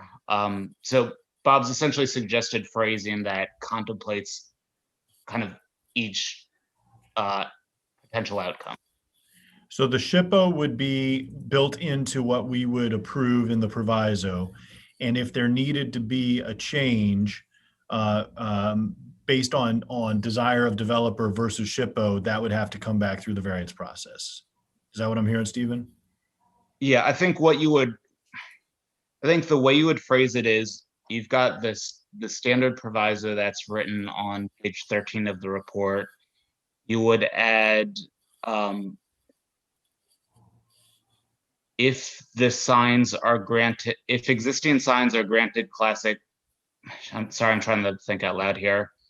Okay. If new signs are proposed that do not meet the, gosh. Can I'm sorry. Yeah, go ahead, Bob. I'm gonna jump in, and I think what I was saying is that there was a concern expressed before that we didn't want any process to potentially interfere with any approvals at the state level with respect to, tax credits or anything else that would be vital to moving this project forward. So what I was suggesting is to have a proviso that said, in the event that there is a requirement from the SHPO that a certain sign be installed, that there is a variance granted to that effect. And in any other event that there are processes available in the CZO that allow for consideration of any other signage proposal. I think that is an elegant solution, and I appreciate, Bob, I appreciate you, Stephen, and staff for working on that.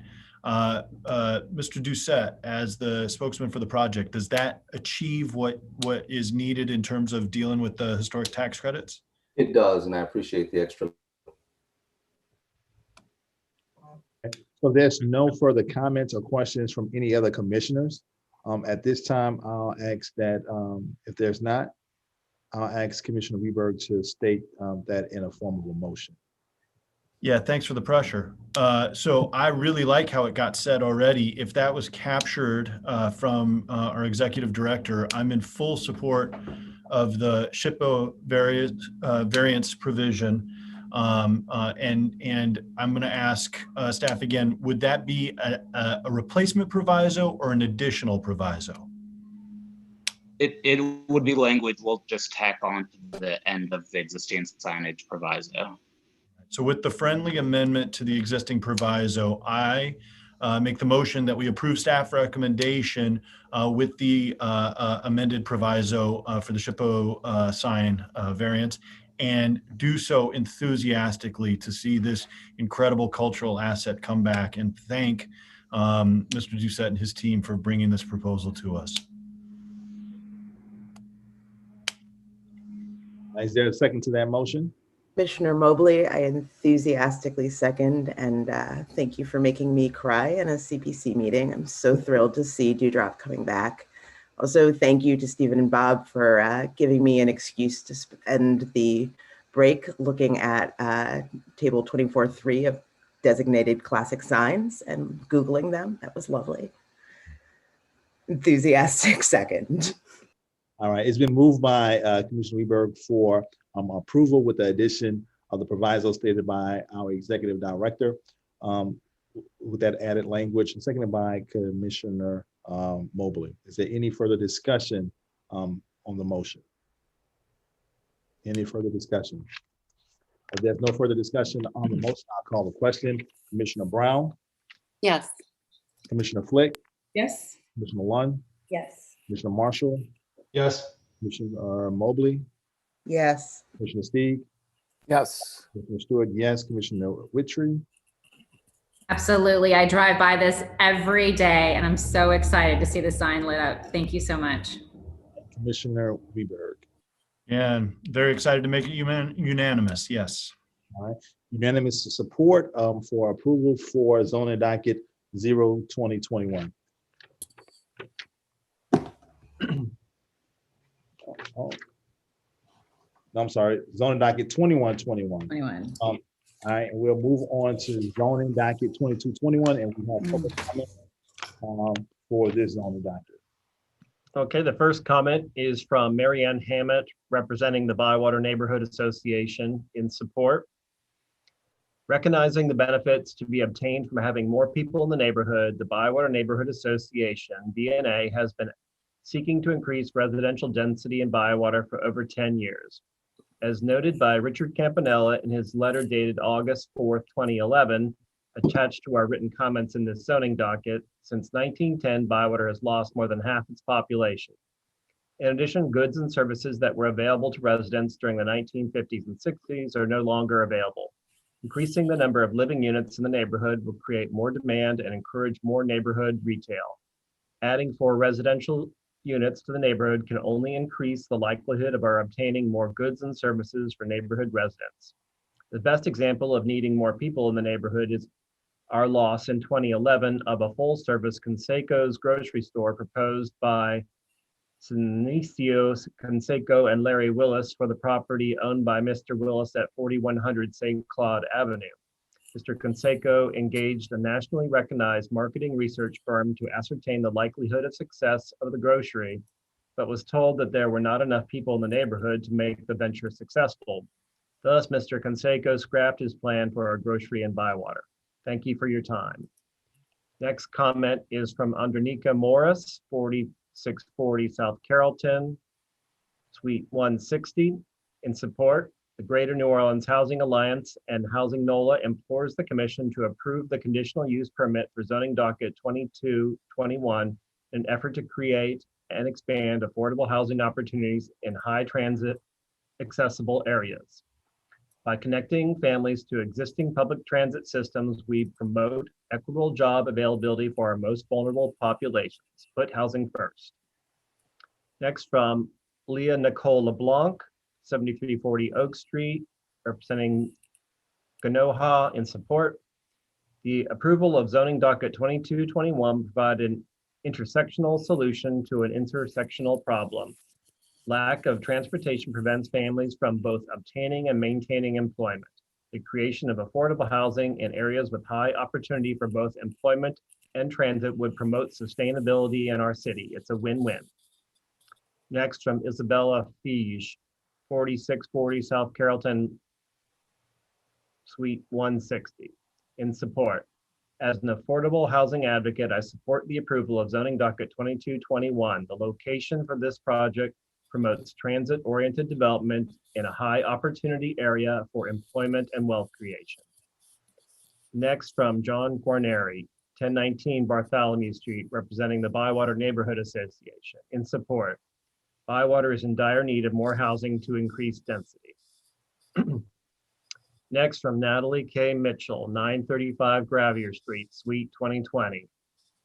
The applicant/owner. In support. I assisted the owner with the NPP process and wanted to provide a brief recap. We contacted 160 plus households via US mail, held a conference call with neighbors, and the owner canvassed the neighborhood over several days. Although there is a handful of opposition, the neighborhood overwhelmingly supports this project. It reflects the neighborhood and provides much needed housing stock. The size of the project is currently and historically common in the area, as the staff report noted. We think it will be a great fit for this block. Thank you. Next, from Karen Bass, 3034 North Rampart Street, in opposition. The proposed fourplex is out of scale for this block. It will present parking issues and noise concerns for the neighbors. Also, the amount of rent this developer is hoping to gain for each unit is not even affordable for upper middle class. This is further perpetuating a class divide in the city. Next, from David Martin, 721 Pauline Street, in opposition. Our house in the Bywater is a one-bedroom cottage. Our neighbors live in single or double shotguns. A fourplex does not belong in this neighborhood. The rents of this fourplex would not be affordable to artists, musicians, or workers. It is completely out of character for the neighborhood. Please protect our neighborhood and disallow this conditional use permit. Next, from Emily Schoenbaum, 1009 Montague, in opposition. The conditional use application is unnecessary. There is no economic hardship by the developer. He purchased the property for almost nothing. The massing FAR is too great for the street, neighborhood, and lot. There is no implied to enforceable affordable housing, as John Siniglia insists. The current zoning as a threeplex is more than adequate for the block for the developer to make tons of money for the density to remain tolerable. There is simply no reason to accommodate this application without destroying our block, our neighborhood's character, and aesthetic. If the application is sadly granted, I ask that a proviso is added to include real trees in the yard to replace the 3 ancient trees he cut down. It will. The trees will also add in stemming flooding in our area. Thank you for your time. Next, from Megan C. Kiefer, 3019 North Rampart, in opposition. I oppose this for the reasons articulated in my letter. It needs to be scaled down in square footage and density to conform to this neighborhood and this block in particular. Next, from Karen Bass. However, this is a duplicate. Next, from Eve Abrams, 1028 Montague Street, in opposition. In flood-prone, sinking New Orleans, we know that one of our greatest resources for maintaining the health and viability of our city is trees. Trees drink stormwater, purify the air, provide shade, and hold the soil in place. This empty lot at 1032 Montague was, until quite recently when Mr. Cerniglia purchased it, home to countless trees, among them several pecan trees, a grand, sweet olive tree, and several trees that were over a century old, including a massive live oak and 2 camellias. He cut every single tree down, even those at the yard's edges. Mr. Siniglia told me this was not personal, it was business, but this is personal for those of us who live not only in this block, but in this city. Mr. Siniglia is a businessman. From his past behaviors on Montague Street, from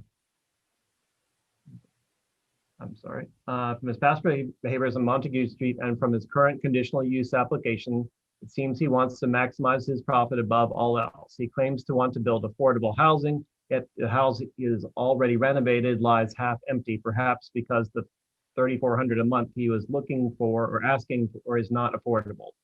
In the other half of the house lives a family who works for him. I fear that the 4 apartments he wants to build in this proposed fourplex will go a similar route.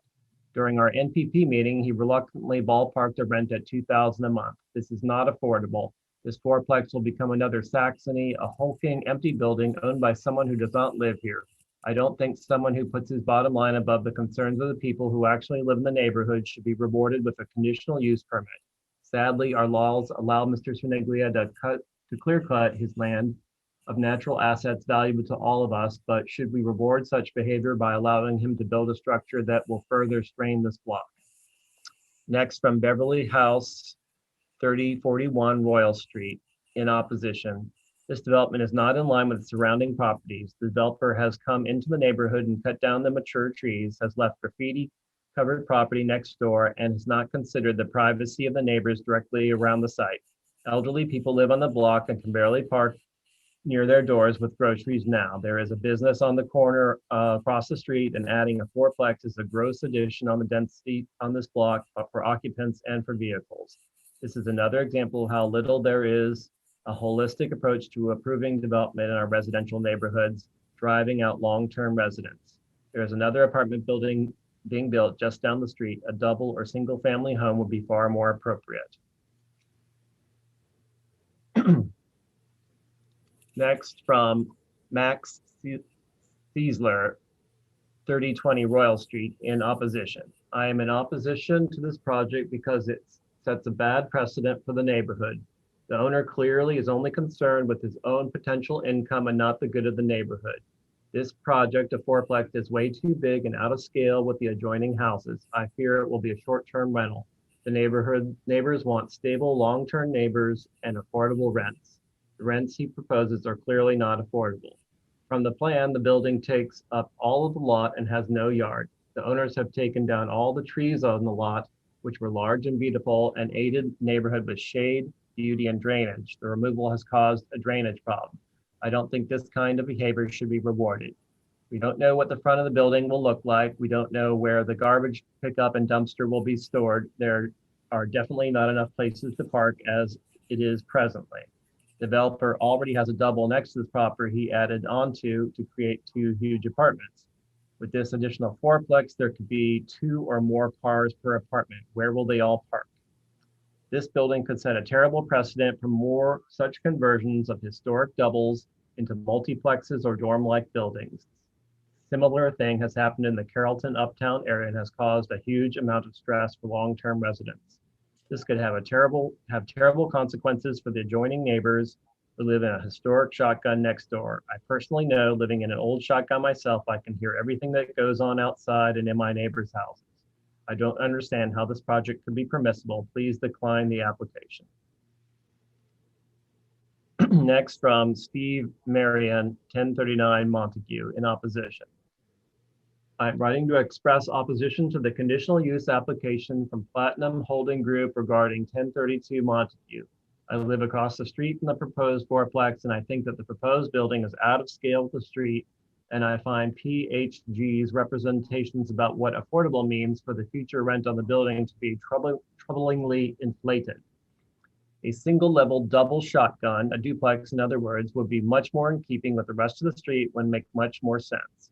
I hope too that PhD will ultimately build something that allows for genuinely affordable housing on our street. Finally, I hope that the plans will be altered to add green space to the proposed building, as the current design seems to maximize built infrastructure, taking up virtually the entirety of the lot with a massive and unwelcome building opposed by virtually every resident of our block. Next, from Greg Schatz, in opposition. A fourplex would be out of place on this block, as all of the other buildings on this block have 1 or 2 family units. Mr. Cerniglia should be able to develop the land in such a way that it fits into the current zoning guidelines and doesn't require a conditional use permit. Mr. Cerniglia clear-cut the entire lot full of trees in order to maximize the building potential of the property at 1032 Montague Street. Some of the trees were likely as old as the houses, since he did did so, a lot of the lot often floods with standing water for days after a heavy rainstorm, which it never did before. He brought sand to help mitigate flooding, but water still pools for many days after the heavy rain. What's more, when there are periods of no rain, the sand and dust become airborne and come into our window in large quantities. Despite having promised to develop the property in a way that neighbors would approve of, he has ignored simple requests, such as leaving at least one tree in the backyard, because he wanted to maximize his profits. We should not encourage developers to cut down as many trees as possible by issuing them conditional use permits when they do so. Additionally, he has claimed that units would be affordable, but when impressed on the exact price, said that he would charge $2,000 for a 2-bedroom unit, which is above market rate for the neighborhood. And finally, from F. Allison Wells, 1019 Montague, in opposition.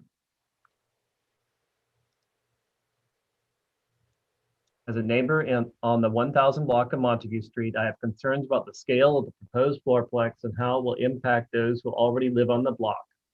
A building of this size will be twice the square feet of any other home in our block and have a parking impact well beyond the 2 spaces that will be available in front of the property. There could easily be 2 cars associated with each large apartment, 8 for the total fourplex, leaving 6 cars to jockey for the remaining spaces we are already using. Before COVID, it has become increasingly difficult to find parking on our block in the evening, as many bars and restaurants fronting St. Claude filled with patrons. While we have been a much quieter block since quarantine, I do expect the cars to return in the near future. Adding a fourplex does not seem reasonable or in keeping with the surrounding homes. A duplex would be a much better fit for this vacant lot. That's the last comment. All right, thank you to all the residents who submitted a public comment. At this time now, since we've heard opposition for this zoning docket matter, I'm going to allow the representative for Platinum Holding Group the opportunity to speak in accordance with the rules for 3 minutes. Sorry, Mr. Chair. Yes. There were 2 comments that Stephen emailed to me that came in just after or just before the deadline that weren't on that original sheet. Absolutely. Please read those into the record. And these are both for that last zoning docket 2221. The first is from Elizabeth Macy, 1033 Montague Street, in opposition. I live directly across the street from this property. John has completely disregarded the neighbor's concerns. He holds no special place in his heart for Bywater. I witnessed his men remove numerous centuries-old trees to clear cut the space, so he's been able to build structures on almost the complete square footage of the property. He took a unique piece of property and destroyed it. He's asking incredibly inflated prices for his rentals. The building next door, to which he camelbacked, has 2 units.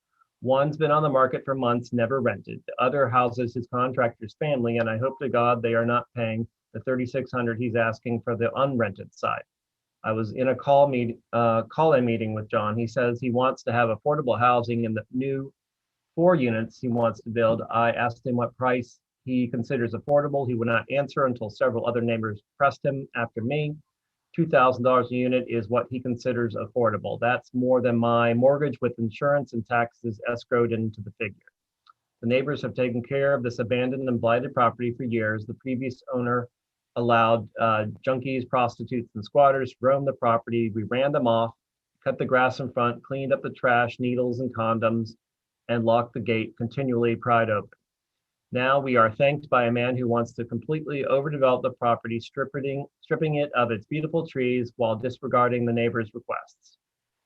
The camel black he was allowed to build is already out of scale. The entire property will be buildings if he is allowed to do as he requests. During the call-in meeting, John said he's not trying to leave a big footprint on the property. I'm not sure he understands what a big footprint means, but I know he's got a big dollar sign in his eyes. That's where his concern starts and ends. Please do not approve this conditional use permit. And from Francis Osborne, 1014 Montague Street, in opposition. First of all, the property was occupied by a bunch of musicians for years after Katrina. Mr. Soneglia does not know the history of the neighborhood. He has never lived in the community. He doesn't even live in New Orleans. He's imposing upon the people who do live here by adding these apartments. It's going to be a bunch of people in one spot with no parking and plenty of traffic, especially vehicular traffic. What about noise? My husband and I, as well as my neighbors, have enjoyed a lot of peace and quiet, and that will not be the case if he builds this fourplex. Also, we had water coming out of the street in front of his proposed development. First, it came slowly, and then a massive hole formed, which flowed water constantly in the street and down the storm drain for a month. He was not there to pick up the garbage out of the water before it went down the storm drain. My neighbors living here did that. While renovating a big intrusive house of his trucks going up and down our street did heavy duty work at that very same spot. My guess is he caused that leak. Also, the garbage from his construction work was all over the sidewalk. The noise when he was adding on to this house, my goodness, we had no peace. Constantly shaking our houses. I'm worried about the foundation from my old house with the pilings he will have to put up for this new project and the noise of it. We won't have privacy either with that tall structure he wants to build. Our privacy is shot to H**L. This is just an investment for him. We live here. Most of the rest of the people on our block are homeowners. He's imposing on our community, not his. Mandeville has strict laws. Why doesn't he take this development and put it next to where he lives in Mandeville? And that is the last comment. All right, thank you, Paul. Thank you for all the public comments, everyone who submitted.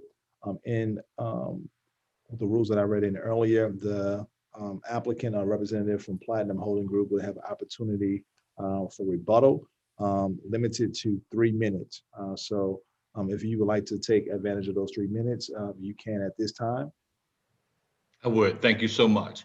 I'd like to first start off by saying the planned development is both fits the neighborhood in basically scale, size, every aspect of this neighborhood.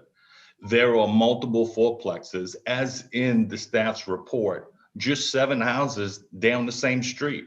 You have multiple fourplexes, you have threeplexes. This is a community of eclectic, small multifamily, and it is needed, as stated by one of the neighborhood committees that are in approval of this, okay? And as for all of these kind of vindictive things that everybody are saying about me, they really don't know me, because I do live in New Orleans. I have a place on Napoleon Avenue. I visit quite frequently, and I live there. I have a house in Mandeville as well. As far as the rental of my properties on the duplex, both of them have been rented. And one of the clients paid a year in advance to be there, okay? So they don't know everything that is actually going on. As for the tree that they're talking about, even Ms. Abrams, the biggest one who's complaining, was the one that told me, John, you need to cut those trees down because they're dead. Okay, so everybody wants to throw up and say that I'm not involved in the community, that the broken street line that everybody was complaining about my trash. I was the one. It was busted for a month, and nobody really did anything besides put a call or two in. I physically got on the phone when I went out there and seen it with the Sewage and Water Board. Then I personally went over to WWL and told them I was filing a complaint. We're going to do a news story on this if they don't fix it. They were out 3 days later. I am very much involved with this community, and I do care about this community. And as far as the design of the building, I don't know how they can even say it won't fit the neighborhood. I took the design off of a house just seven houses down the street from it. The same exact house, the same exact design. And that house has been there since the early 1900s. Everything I'm doing is to make this fit, and it is needed.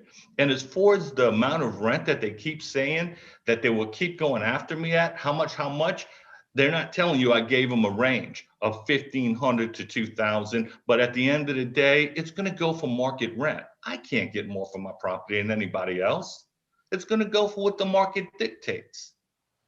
This is very much needed. And we do have green space. We have green space all the way down the side of the building. It does have backyards for each unit. they have backyards. So everything that they're saying is really not even truly accurate. And I'm right, Mr. appreciate the amazing support from the staff as well. And we hope we have your support too. Thank you, Mr. John. That concludes your 3 minutes. Thank you. At this time now, are there any comments, questions, or a motion by Commissioner? I have a question for staff. Do I understand correctly that a threeplex is a permitted use? And it's the fourplex that takes this to a conditional use, or did I misunderstand that? This is a district where singles and doubles are permitted uses and 3 and 4plexes are conditional uses. The third and the fourth unit make it conditional. Yeah. Okay. Thanks.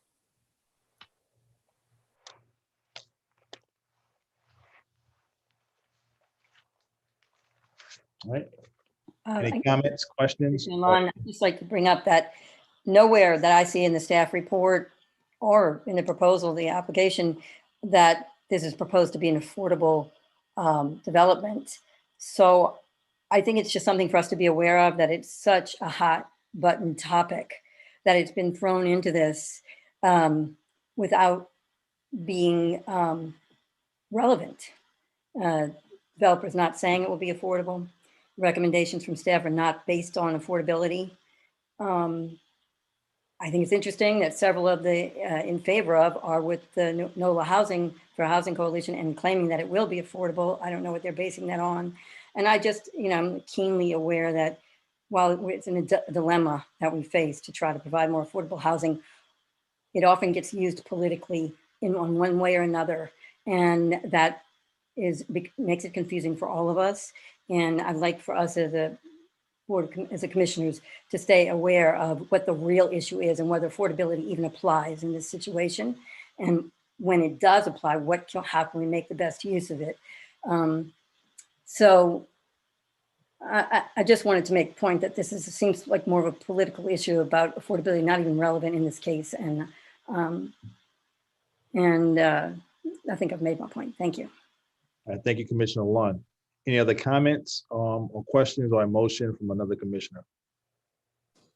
I agree with Commissioner Lund in terms of it's confusing when it's been speaking about all of the individuals in favor had mentioned the affordability, and then there's a lot of an opposition and nowhere did it say it was affordable. So I just want to make that note because it is very confusing to read through that. I'd like to ask the applicant, when did you acquire the property? I acquired the property about little over about 2 years or so ago. And has the property ever been listed for sale since you've owned it? I have listed the property. Okay. And has the interest been as multifamily? Because I want to follow up on Commissioner Steig's question. It is permitted as a single or a double. The conditional use request is for a triplex or a fourplex, and you're requesting to build a fourplex. Correct. Is that correct? Yes. Okay. I do have concern with the amount of development going in on Montecute Street, just with the storm drainage concerns that are also in play in that area of the neighborhood. I do appreciate your concern with that, but somebody can build a single family home just as big in scale as this multi-fourplex very easily, because there is no limit. We're way below the height requirements. We're well within the setbacks. So we are in scale with the neighborhood, and that, it's been set up for us to follow. And we met every single condition.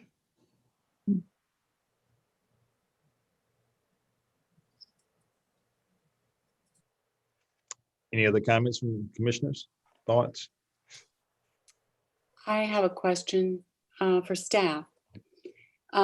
Conditional use requests and permits are, a vehicle that is used to allow certain uses not otherwise allowed in the code, so that there's a process whereby if there's not compliance, whatever, there's a process for revocation. My concern here is when you build to that conditional use, So how would that work if there were concerns later down the road with the conditional use that didn't quite work out? I'm not speaking necessarily on this because I'm not looking for any reason to say that this would not be in full compliance for the number of years it would be in place. I'm not wanting to say that at all. I just would like to know how that works. This is Stephen. I can answer that. So the CZO contemplates that a conditional use can be revoked either at the request of the property owner. So if there's no longer desire to use it as a fourplex, there's a mechanism for that. Or when one of the requirements of the conditional use ordinance is not being met in a substantial or ongoing way. And so, conditional uses are all about managing impact. So if I have a bar, for example, there may be a proviso that limits hours of operation. So if the bar is not complying with that hours limit, that gives the council the ability to revoke the ordinance. In a situation like this, where the conditional use is to allow, a thing that is physically, I guess what I'm saying is a residence in terms of its operation, once it's established, it doesn't typically violate the provisions of the ordinance, because the ordinance is contemplating that it would be used as a fourplex. And so there is a mechanism by which this conditional use ordinance could be revoked. I think there's probably less of a likelihood for circumstances that would justify a revocation than there would be for, say, a commercial operation. And I hope that is a clear answer to your question. Well, it is, Stephen, thank you. And I guess I was hopefully looking for something, just the fact that the physical building is built to accommodate a certain conditional use, that it, as a practicality, would probably never have a mechanism for revocation in the event that those impacts were not mitigated to the satisfaction of the neighbors and to the community at large. So I guess that's my only concern with going to that. Yeah, I think your statement is accurate, and you really said what I was trying to say better than I could. Stephen, can I follow up with a couple of questions on Commissioner Brown's line of thought? Are the drawings that we've seen, are they part of the record and therefore part of the conditional use, and the developer would be limited to those? So if he built something bigger than what he's presented, that would be a violation of the conditional use? Yeah, you're basically, what's approved is the drawings that are presented with any modifications that are required. I'll note that there are regulations in the CZO that allow for minor changes. So right. The square footage could go up or down by 10%, a relatively minimal amount, but fundamentally what's proposed is what's approved. That's what I'm getting at. And then, and the project, we just heard the developer say, I'm trying to confirm with you that the size, height, floor area is within the permitted parameters under the guidelines for the neighborhood, and there's no special permission or I don't want to use the word variances, deviations from what's allowed. So in other words, the only thing we're being asked to approve is of 4 dwellings rather than 1 or 2. The building itself is entirely within what's permitted to be built? That's correct. And Joseph, I would ask, my recollection is that we're not requiring any design changes under the provisos, that everything is compliant with the development standards of the zoning district. Okay, and then my last question is, can you comment again, I don't have the report up, on the nature of the neighborhood in terms of, are there fourplexes and triplexes through the blocks? Or is so that a fourplex is not out of place or scale, or is this so predominantly 1 family and 2 family that a fourplex is out of place? I presume because of the staff recommendation that you all found it to be consistent with the neighborhood, but I'm trying to amplify on that. Do you have any numbers or counts in the blocks, or can you give us the Yeah, staff? Joseph, can you speak to that, what you found in the course of writing the report?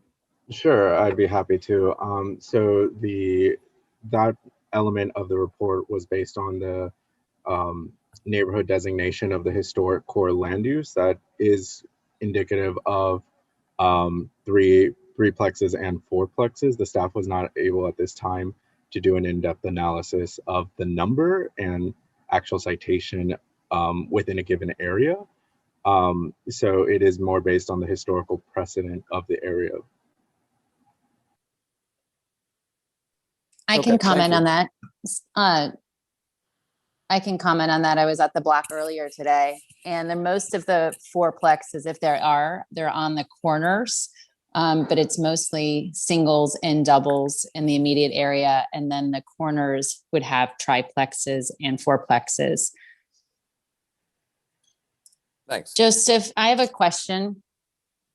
Just to follow up with the conditional use, is it possible that if we grant 4 units, then someone could have a homestead exemption and have 3 short-term rental permits in this location? That's a great question. I do not know. As I said earlier, small short-term rentals are permitted. I don't know those short-term regulations well enough to note. Wouldn't it have to be sold and owned by someone? So I think I can answer both of your questions. So in this location, if you have a homestead exemption, and you have a fourplex, you can have 1 short-term rental unit by right. You can have up to 3 short-term rental units plus the 4th owner-occupied unit with a conditional use. So, the applicant isn't, to my knowledge, proposing to live there, but a subsequent owner could have anywhere between 1 and 3 short-term rental units, either by right or with conditional use approval.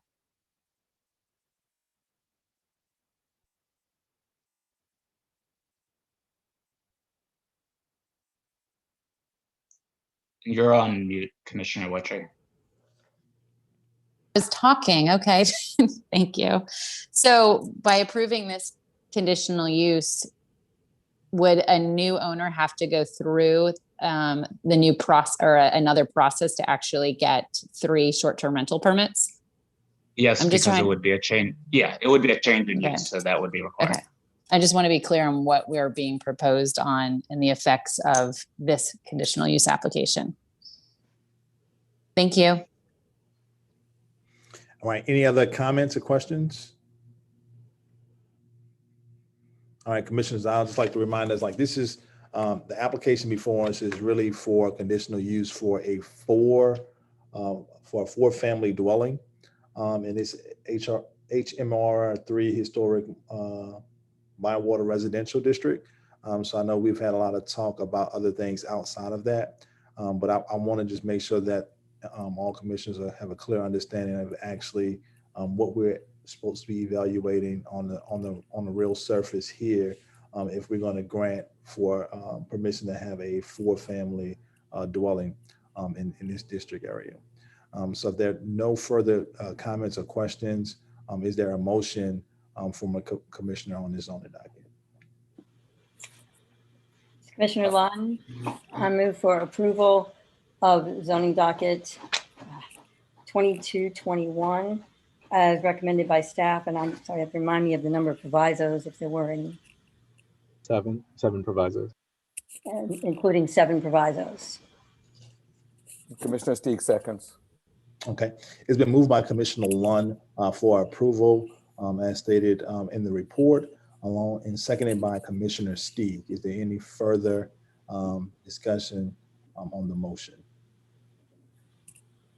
Since I seconded it, I just want to say I think it's a close question.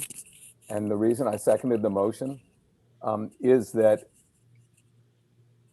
the building itself could be built to that size, as we've heard, we heard, as a double or even a single. And so it doesn't seem to me that putting 4 units there is out of place. And concerns about the building are not before us because, or at least in that sense, because we're being asked to approve 4 dwellings instead of a maximum of 2. The developer is limited to what he's presented.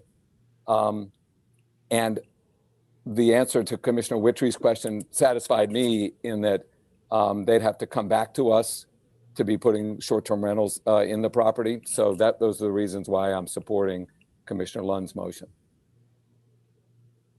All right, thank you, Commissioner Steig. Any other comments from any other commissioner? I just want to say that it's a close call for me too, and I'm still contemplating, so that if anybody has another question that might, if anybody has any questions about this, I would appreciate any more information before we call the question, but I'm ready to vote. I agree with Commissioner Steig. It's a close call. Okay, so commissioners, I'll go on record and say that I'll be voting against the motion.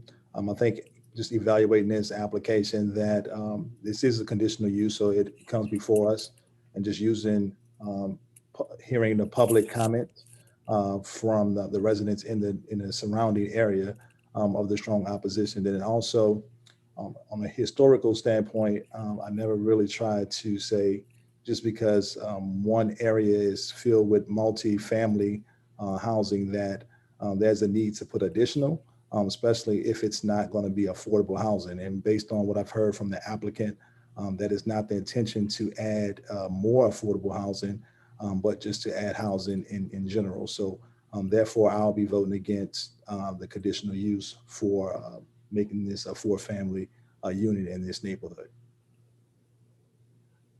All right. If there's no other comments from any other commissioner. Is it okay to me to rebut against your comment? Am I allowed to comment? Absolutely not. The public portion is closed, so you can reserve your comments. Any additional other comments from any other commissioner? I'll be commenting. Commissioner I'll also be voting against, and I think one of the things that I find unfortunate about this discussion or this consideration is that some of the contextual factors around it being framed as affordable housing or not were irrelevant, and I think they certainly influenced public comment and public perception in ways that are not helpful. Also to say that, I understand the scale and comparable 3 and 4-plexes in the neighborhood are present, but they are very specifically oriented to the major streets and to corners and not mid-block and not on small streets. And there is a pattern of housing that this is not a part of. But I am also conflicted, and I understand my fellow commissioners who remain conflicted.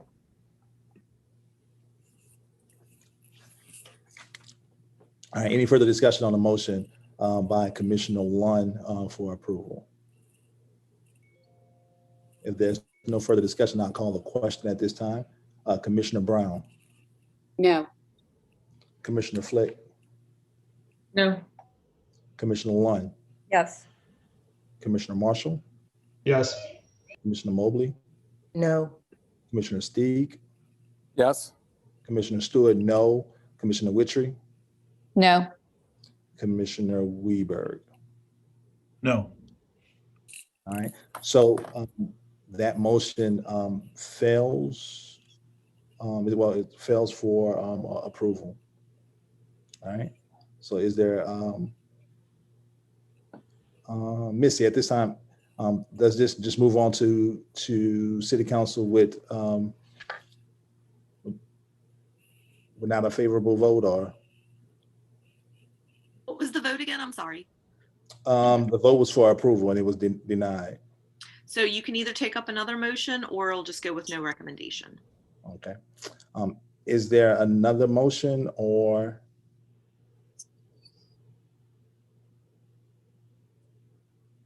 Or we move to City Council with no recommendation?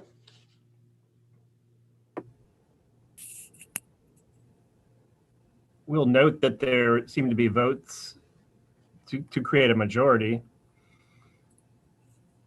Yeah, I think there was it 5-4 or was? It was 3 to whatever. 5-3.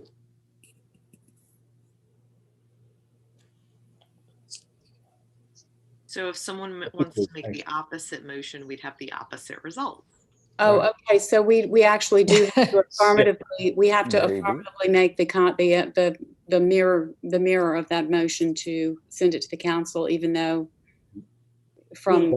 Can make Okay. mirror, or we have can to, but send you it without recommendation.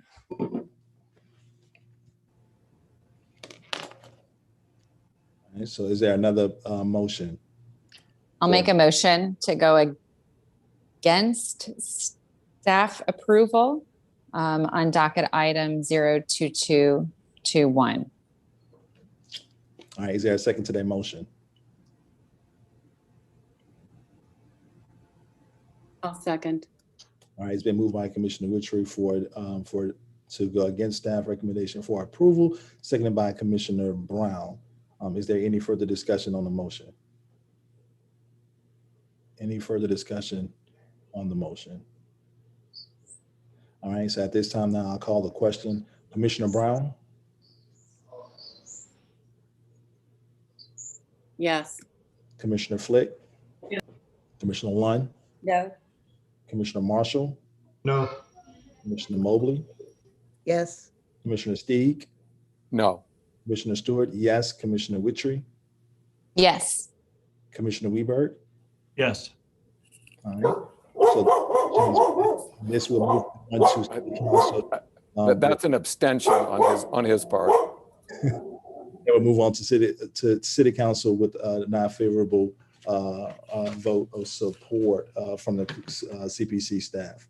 At this time now, although we had recommendations for deferral, we need to still take action on those remaining dockets that were printed on the agenda. At this time, we can't take all of them in global because they're set for 2 different dates. So we can take forward zoning docket 1421 and zoning docket 1521. The recommendation by CPC staff was for a deferral until the March 9th meeting. So at this time now, is there a commissioner who will put that in the form of a motion so that we can take action? Commissioner Fleck will make a motion to defer docket 1421 and 1521 to the March 9th meeting. The March 9th meeting. Is there a second to that motion? Commissioner Mobley will second. All right, Commissioner Mobley is second. Is there any further discussion on that motion? All right, if not, I'll call the question. Commissioner Brown? Yes. Commissioner Flick? Yes. Commissioner Lund? Yes. Commissioner Marshall? Yes. Commissioner Mobley? Yes. Commissioner Steeg? Yes. Commissioner Stewart? Yes. Commissioner Witchery? Yes. Commissioner Weberg? Yes. All right. Unanimous support for deferral to the March 9th meeting. And then the last action that we need to take place would be for zoning docket 1921 and zoning docket 2021. The recommendation by CPC staff has been to move those 2 zoning dockets into the March 23rd meeting. Is there a commissioner that would like to put that in the form of a motion? I'll go ahead and request deferment to March 23rd for zoning docket 01921 and 02021. All right, it's been moved by Commissioner Witchery for deferral for zoning docket 1921 and zoning docket 2021. Is there a second to that motion? I'll second it, Commissioner Lund. Commissioner Lund seconds that motion. Is there any further discussion on the motion? If there's no further discussion on the motion, I'll call the question. Commissioner Brown? Yes. Commissioner Flick? Yes. Commissioner Lund? Yes. Commissioner Marshall? Yes. Commissioner Mobley? Yes. Commissioner Steeg? Yes. Commissioner Stewart? Yes. Commissioner Witchery? Yes. Commissioner Weberg? Yes. All right. Unanimous support for deferral to the March 23rd meeting. At this time, that concludes everything that was on our agenda. And we'll just need a motion for adjournment now at 4:17. Motion to adjourn. All right, Commissioner Steeg has moved for adjournment at 4:17. Is there a second to that motion? Brown seconds. and Commissioner Brown in second. I'll defer on the roll call vote. If everyone's in favor, you can say aye. Hi. Aye. Aye. Is anyone Aye. opposed? If not, we are dismissed. Thank you. Bye, everyone. Take Okay, care. everybody stay Bye, everyone. safe. Looking forward to the CPC bar crawl at some point. Yeah. Yeah. The jazz